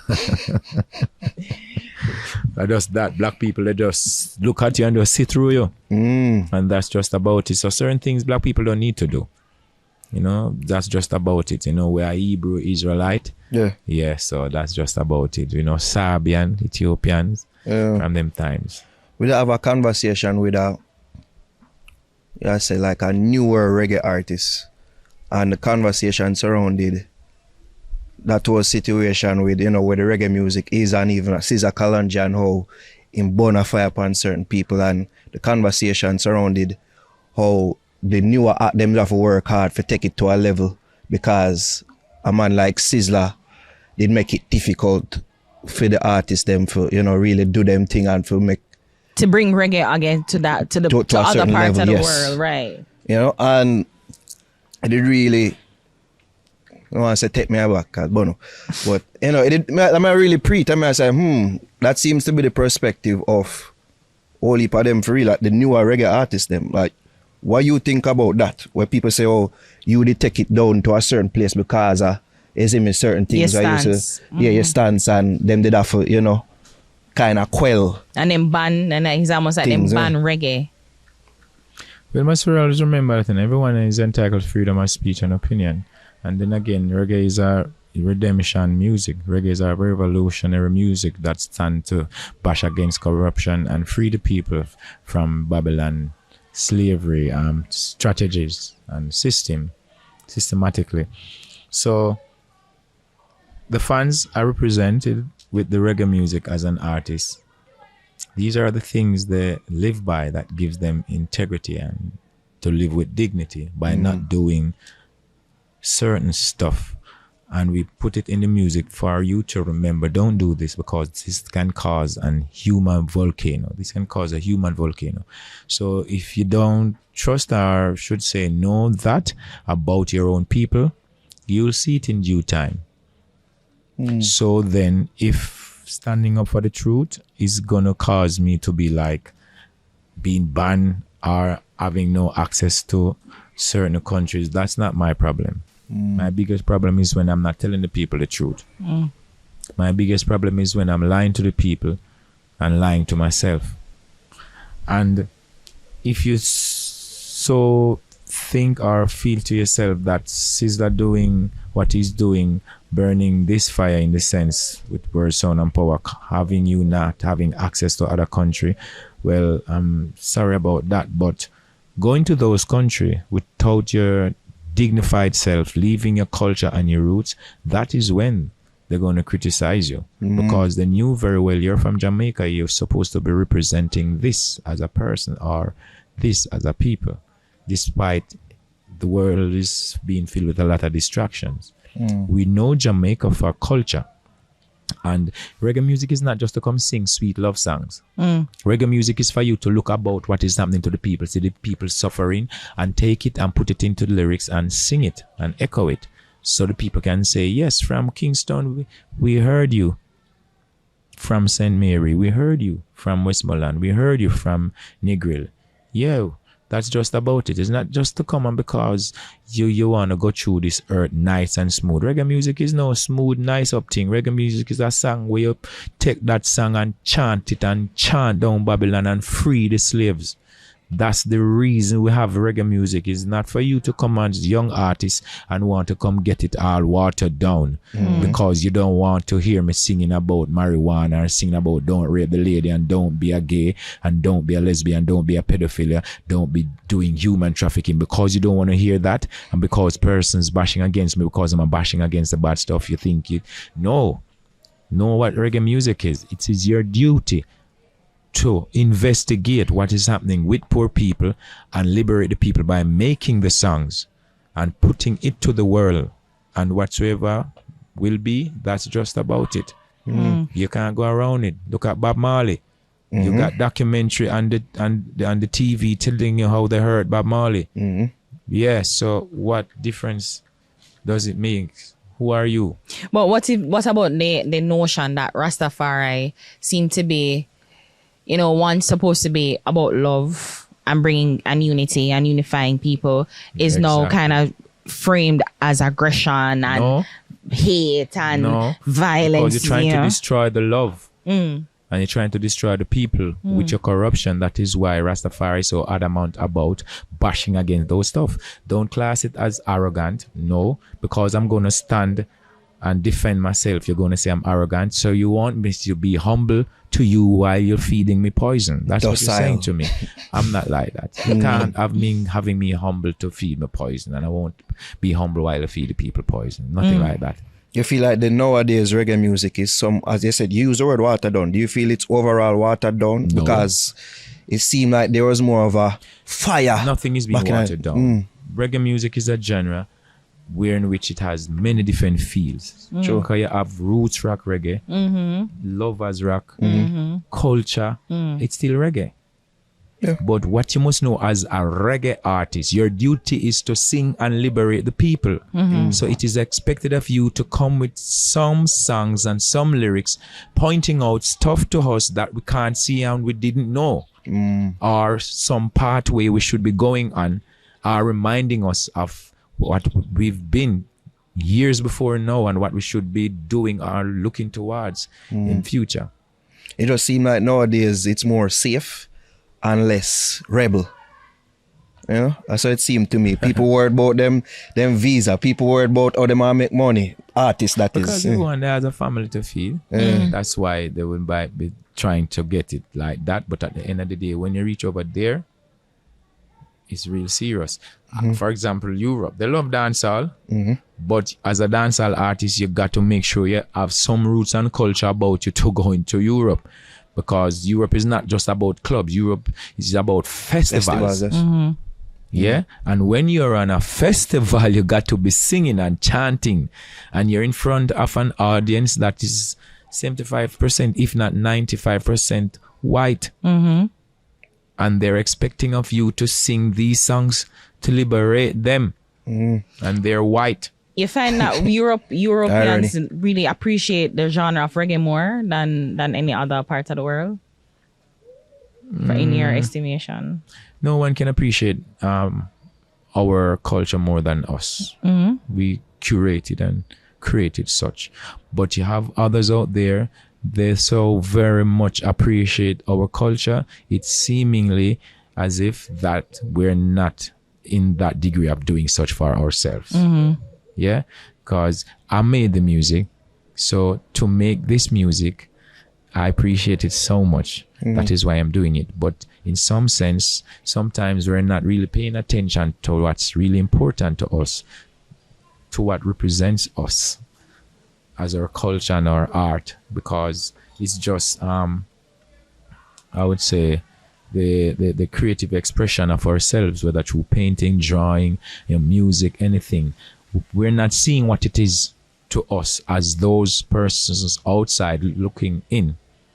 Because a lot of us in our country making music, we haven't been traveling to a lot of these countries to see how the airports are great, luxurious, to see the train lines, to see the planes. Might be out here, you're just seeing a few planes on our tarmacs because it's a small country. As to when you go to England, America, you see hundreds of planes. Are like, wow, you started like thinking different. You like here being in a cumbersome realms. When you go in the world, you say, wait, there's so much to Jamaica than just what you're seeing with your naked eyes. So that is why when persons, like when they get the break and they go out there in the world, they're like, to you they change. They don't really change, they just advance. They just upgrade, because this is what it is. This is what we're seeing. Jamaicans, sometimes if you don't travel, you don't see these things. And you only get the news from the Western Hemisphere media and them device, right? But when you travel, you give it experience, then you'll know how to set stuff. So I'm a person, I travel all over the world. Anywhere I can go, I'll go. Once my spirit says go, I'll go. And I've learned a lot of stuff. So I couldn't be someone who had been through the airport in New York, been in Brooklyn, been in Miami, been in California, been in Africa, and see all these beautiful houses and hotels be like beautiful and luxurious, exotic, exquisite. And I'm going to be in Augustown, in the community, looking around and not trying to make the place be beautified. It doesn't work like that. It's a part of knowledge. It's a part of education. It's almost like I bring what you see over there to here. Because they took from here and brought it there. Yeah. You know what I mean? It's just the same vibe. It's give and take. It's the same as how Sizzla might be an icon and being recognized with a whole lot of songs. That's the reason why Fix, they're here. It's the same magnetic feel. Over there, so the hotel look nice, eh? Need one of this down Augustown. Watch a Benz there, eh? I need 1,000 of them for my Jamaica picnic too. And send some go Africa and some run to South America too. What? Look at those girls, how they dress nice. Oh, we're going to build a cheer group. Whenever time you're doing sport, you have 100 girls cheering too. We look at each other and we emulate each other and we advance. Sometimes I see them think there's like, it seems so far away, but if you can just make them realize how close it can be and how achievable them thing. Yes. In yourself. Then yes, accomplish more. We talk about burning fire. We can talk about the literal physical fire where you burn just a couple feet from it. Yes, we can. Our situation there with Khaled go viral. We viral. learned that it was a business Yeah. issue. You know, we quickly learned afterwards. Someone asks you, how far along is that business issue from being resolved?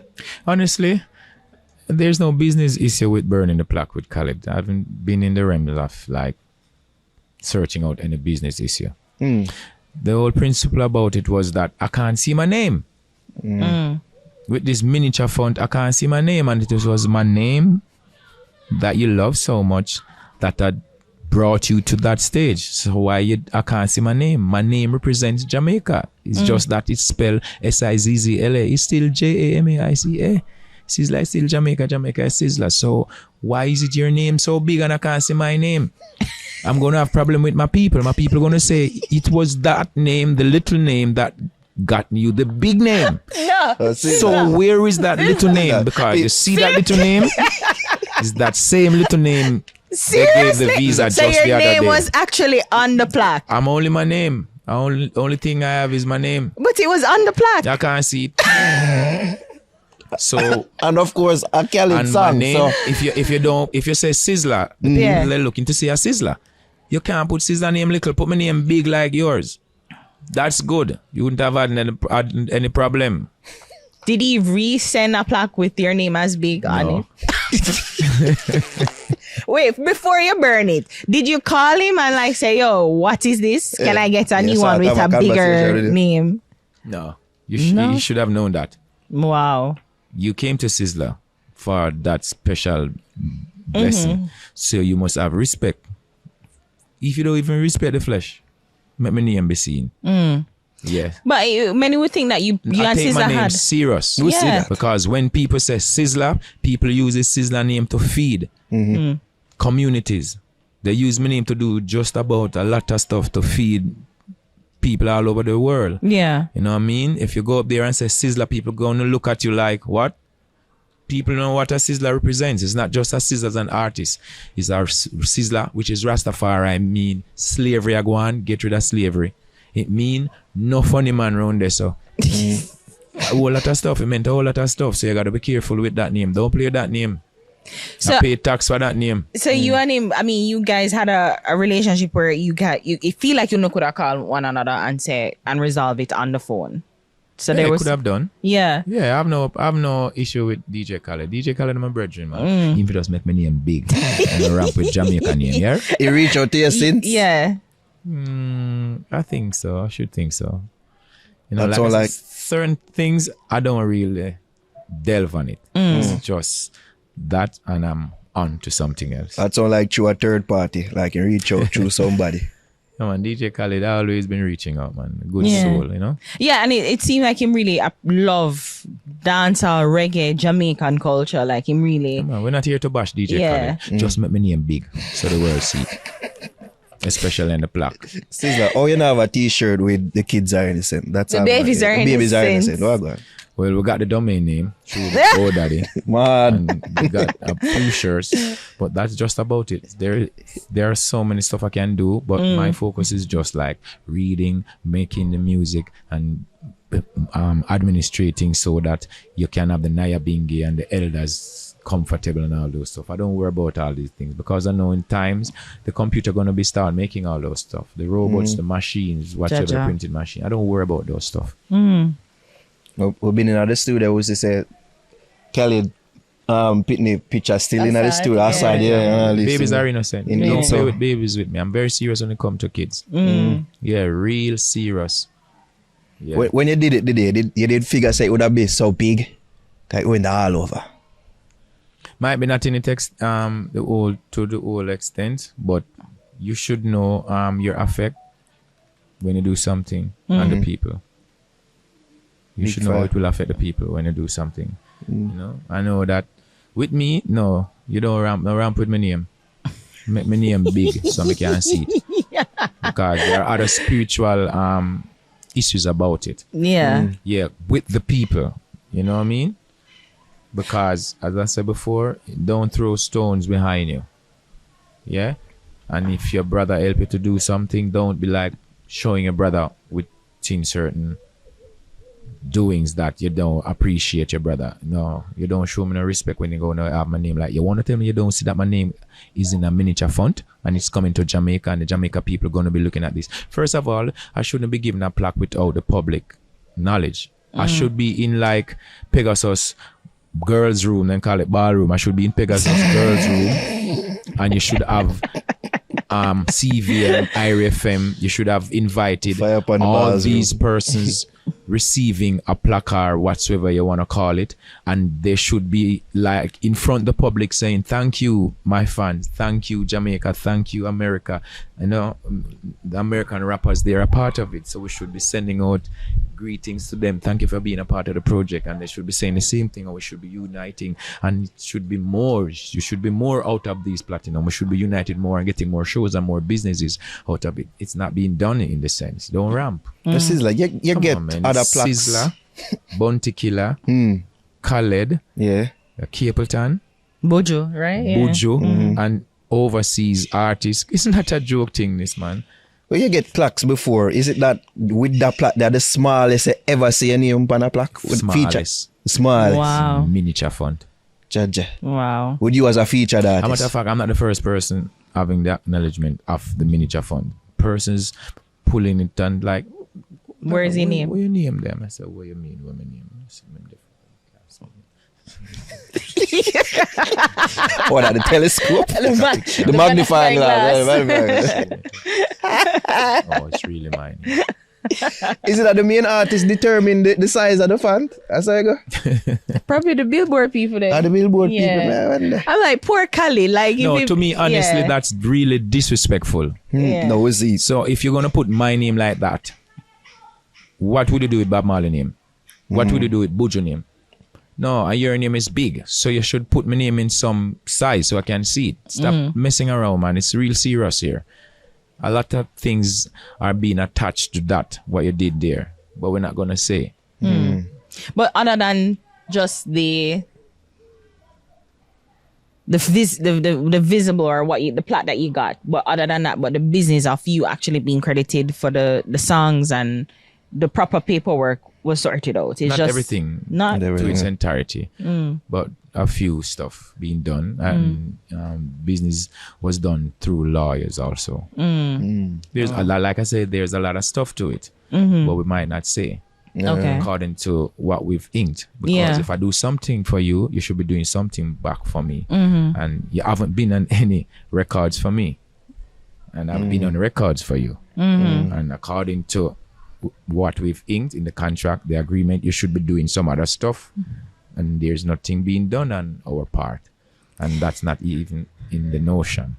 You think it's a case where, he thought that you just be grateful that you get it, but it's like, well, I it's don't know. more than, but you're an established notable artist. Like, why would it be like be thankful for just such a small recognition?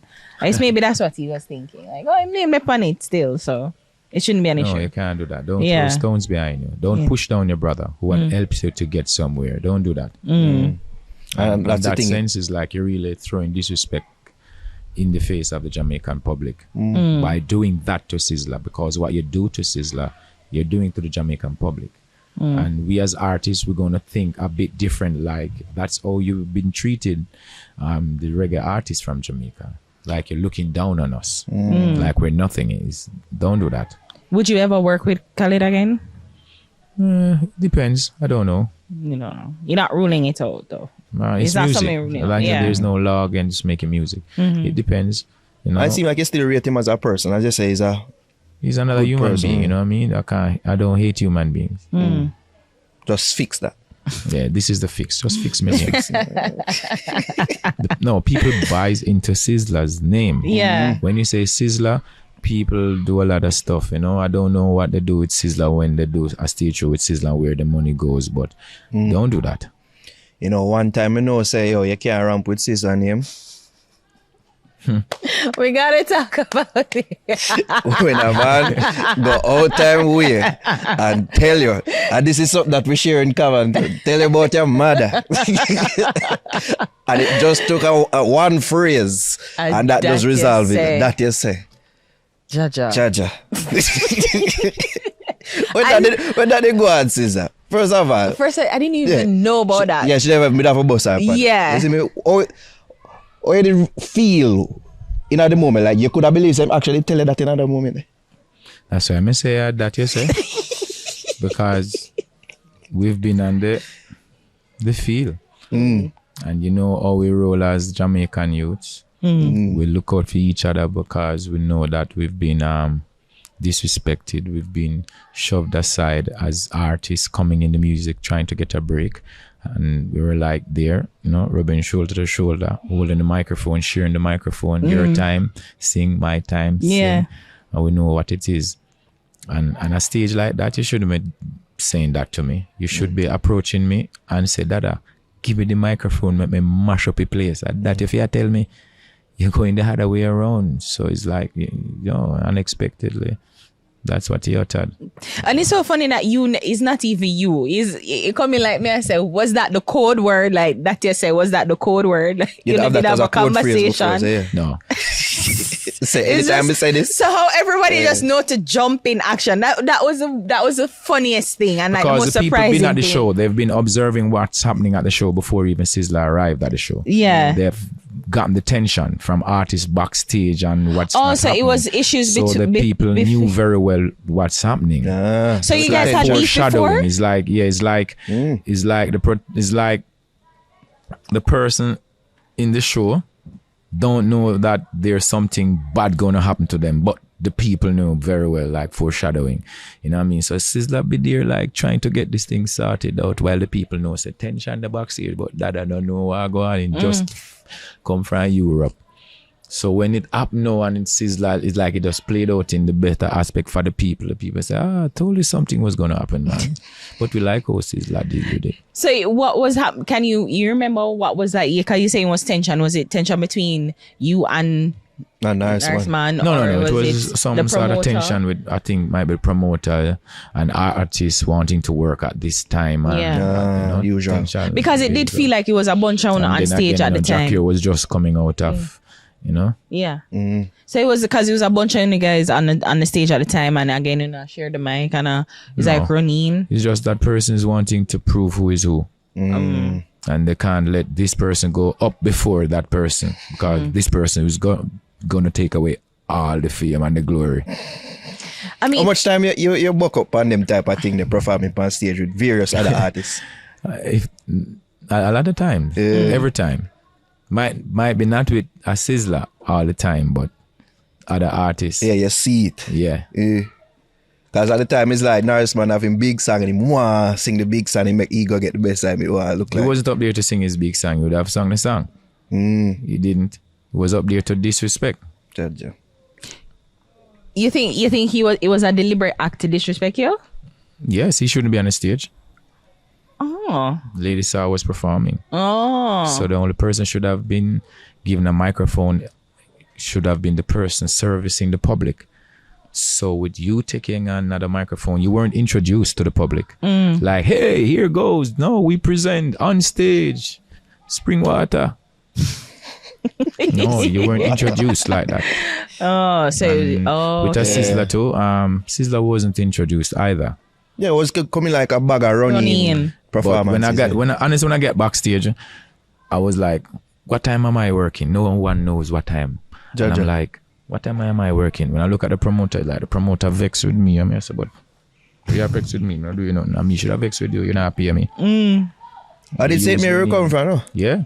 I said, well, go on. No, escape a show. Everybody's face twists up, gone round. So like leather boots. So I said, wait, what go on here, so? And everyone was like, you know, the feeling for the whole time was down. And I'm like nonchalant. I'm like, what's really happening? This is a show. I'm like, oh, I see where the tension is at. So as one of the leader, I just took it on my part to just break that spell. And like, you don't want me to go. Yet still, this is the time before we have the curfew and you want to prove that you want to do stuff on the other side. to show that you might be the bigger person or the boss for it all. That's not with me. I'm here to sing and leave. So there was a bit of hesitance in getting on the stage with everyone.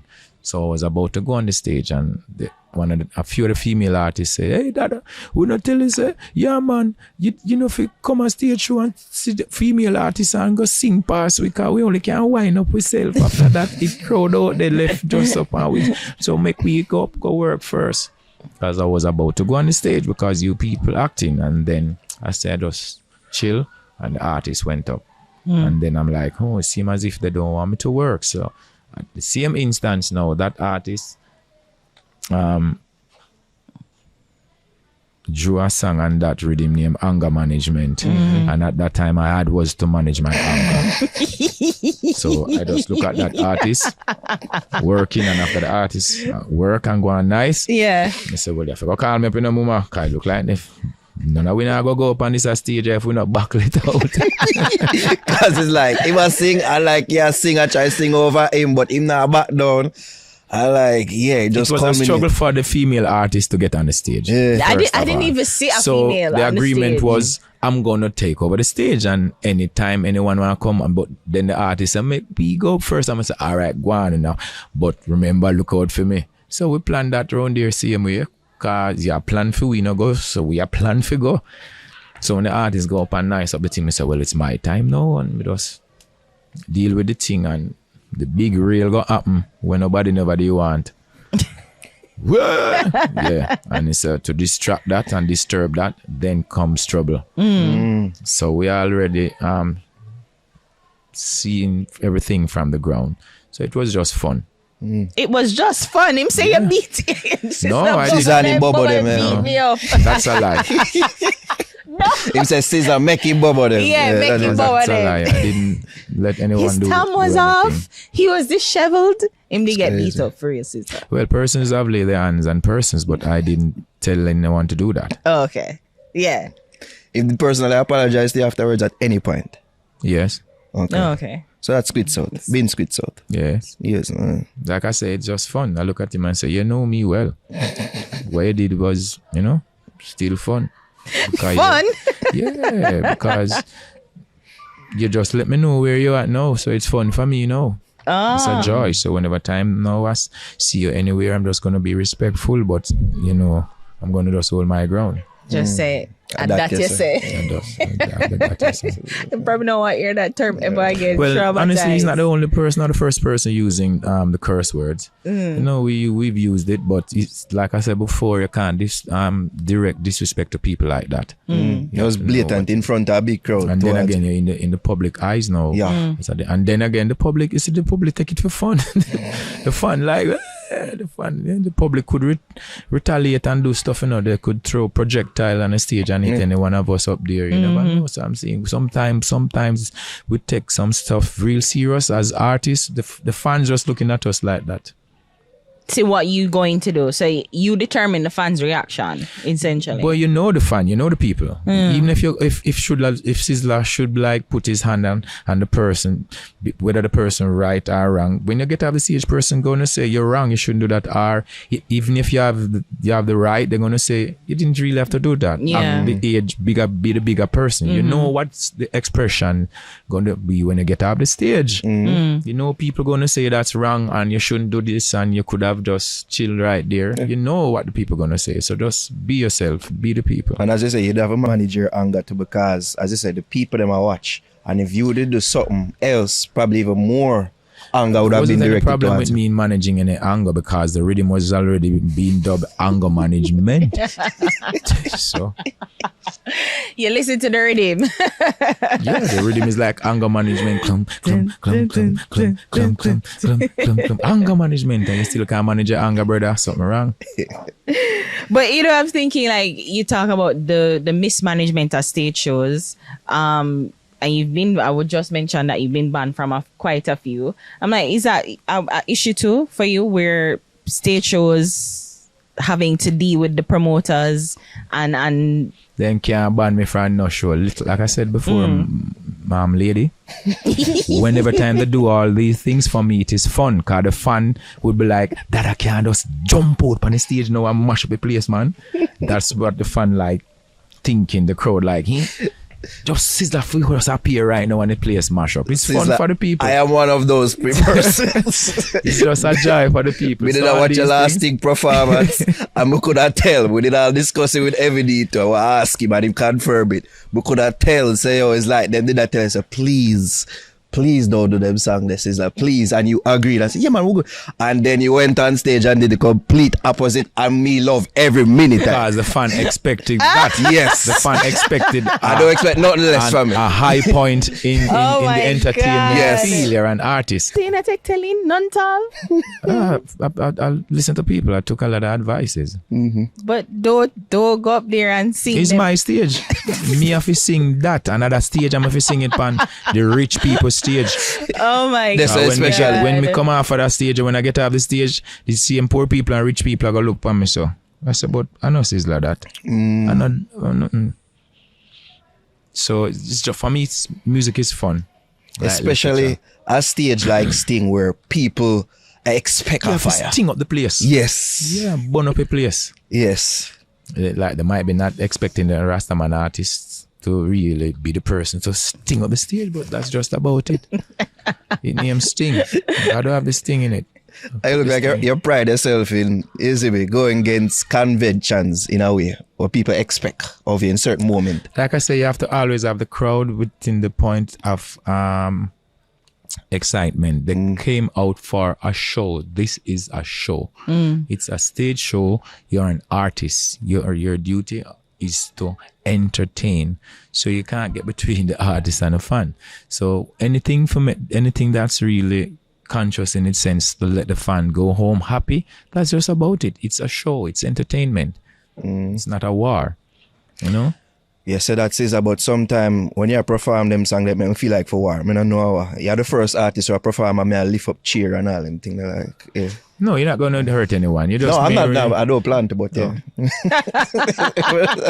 That cheer might lick somebody and it might cause a war. Yeah. So. That person might be insured. You might get in trouble. Yeah, that's true. So you have to remember that. Careful for real. I can't blame you.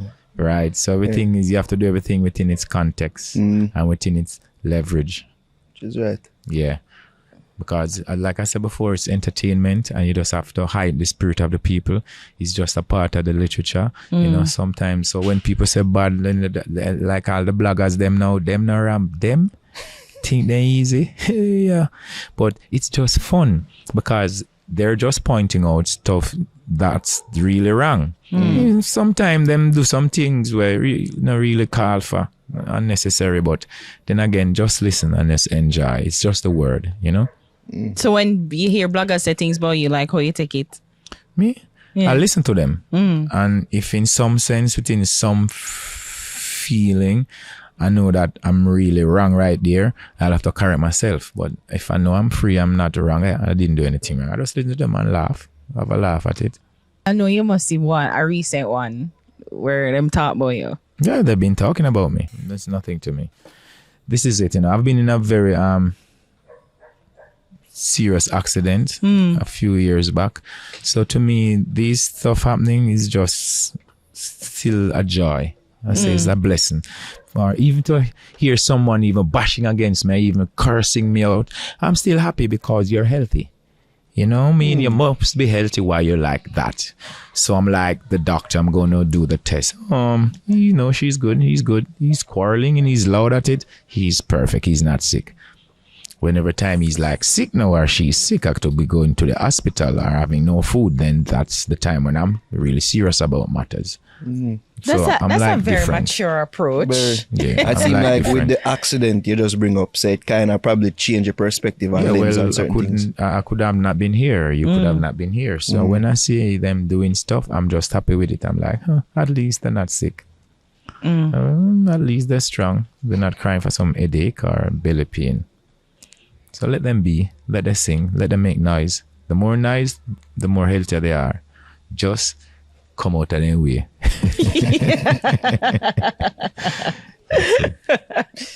What do you think you'll be most remembered for? Sizzla, the man, the Rasta, or Sizzla, the artist? Both. Because the artist is Rasta. And the Rasta is the artist. Because everything is about Rasta. Sizzla is about Rasta.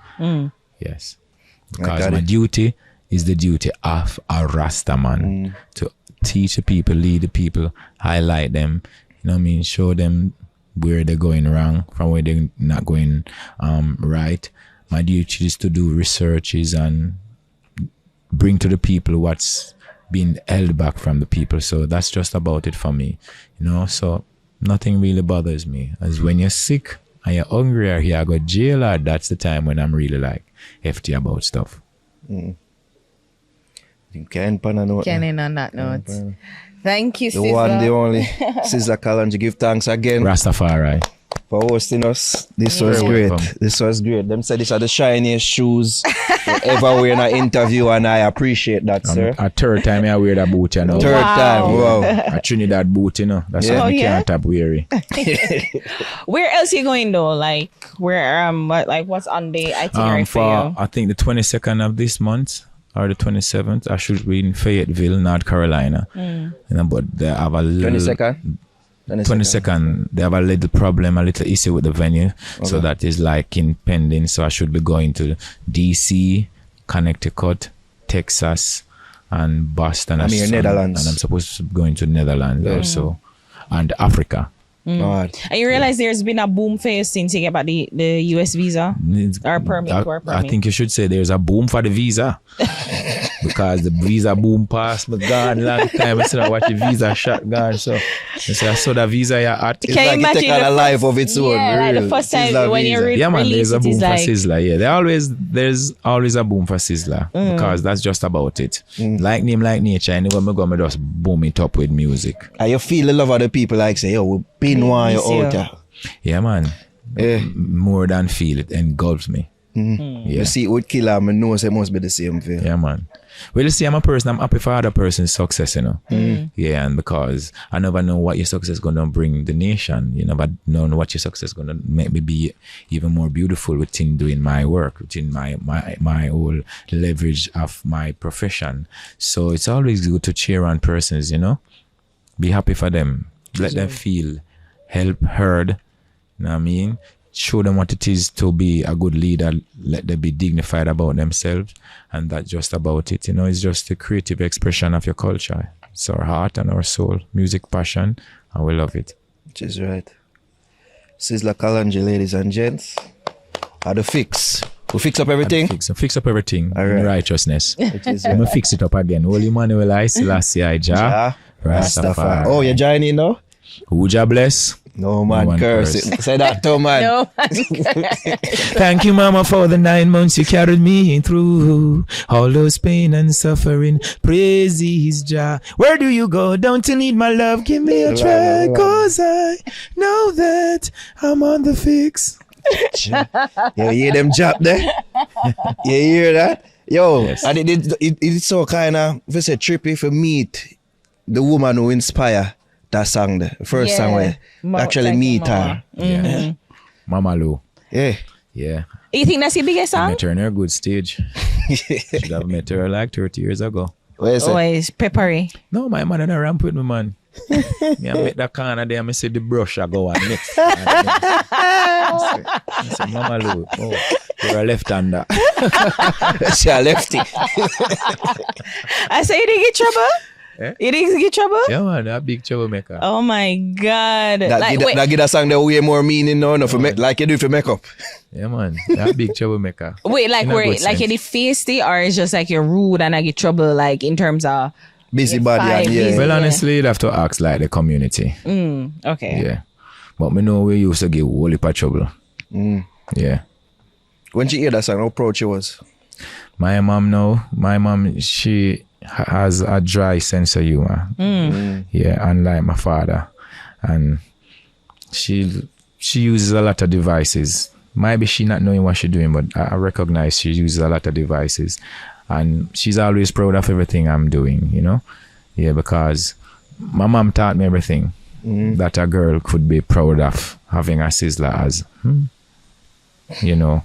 So very proud, love it, you know. As far as they come up, I mean, I wonder, like, there's not really, there are couple, is Mother's Day is the day, and like there's always, like, you can quickly name a song to be a ode to your mother, but not really to your father. Like, why is that? Thank you, Papa, for make things proper. Send me go school so me nah bust no kappa. Thank you, Papa. Yeah, but you don't have the same ring. Yeah, you know, slap like mama, bro. You know, slap your like mama. Mama hand cover and table, Papa saw to the matter.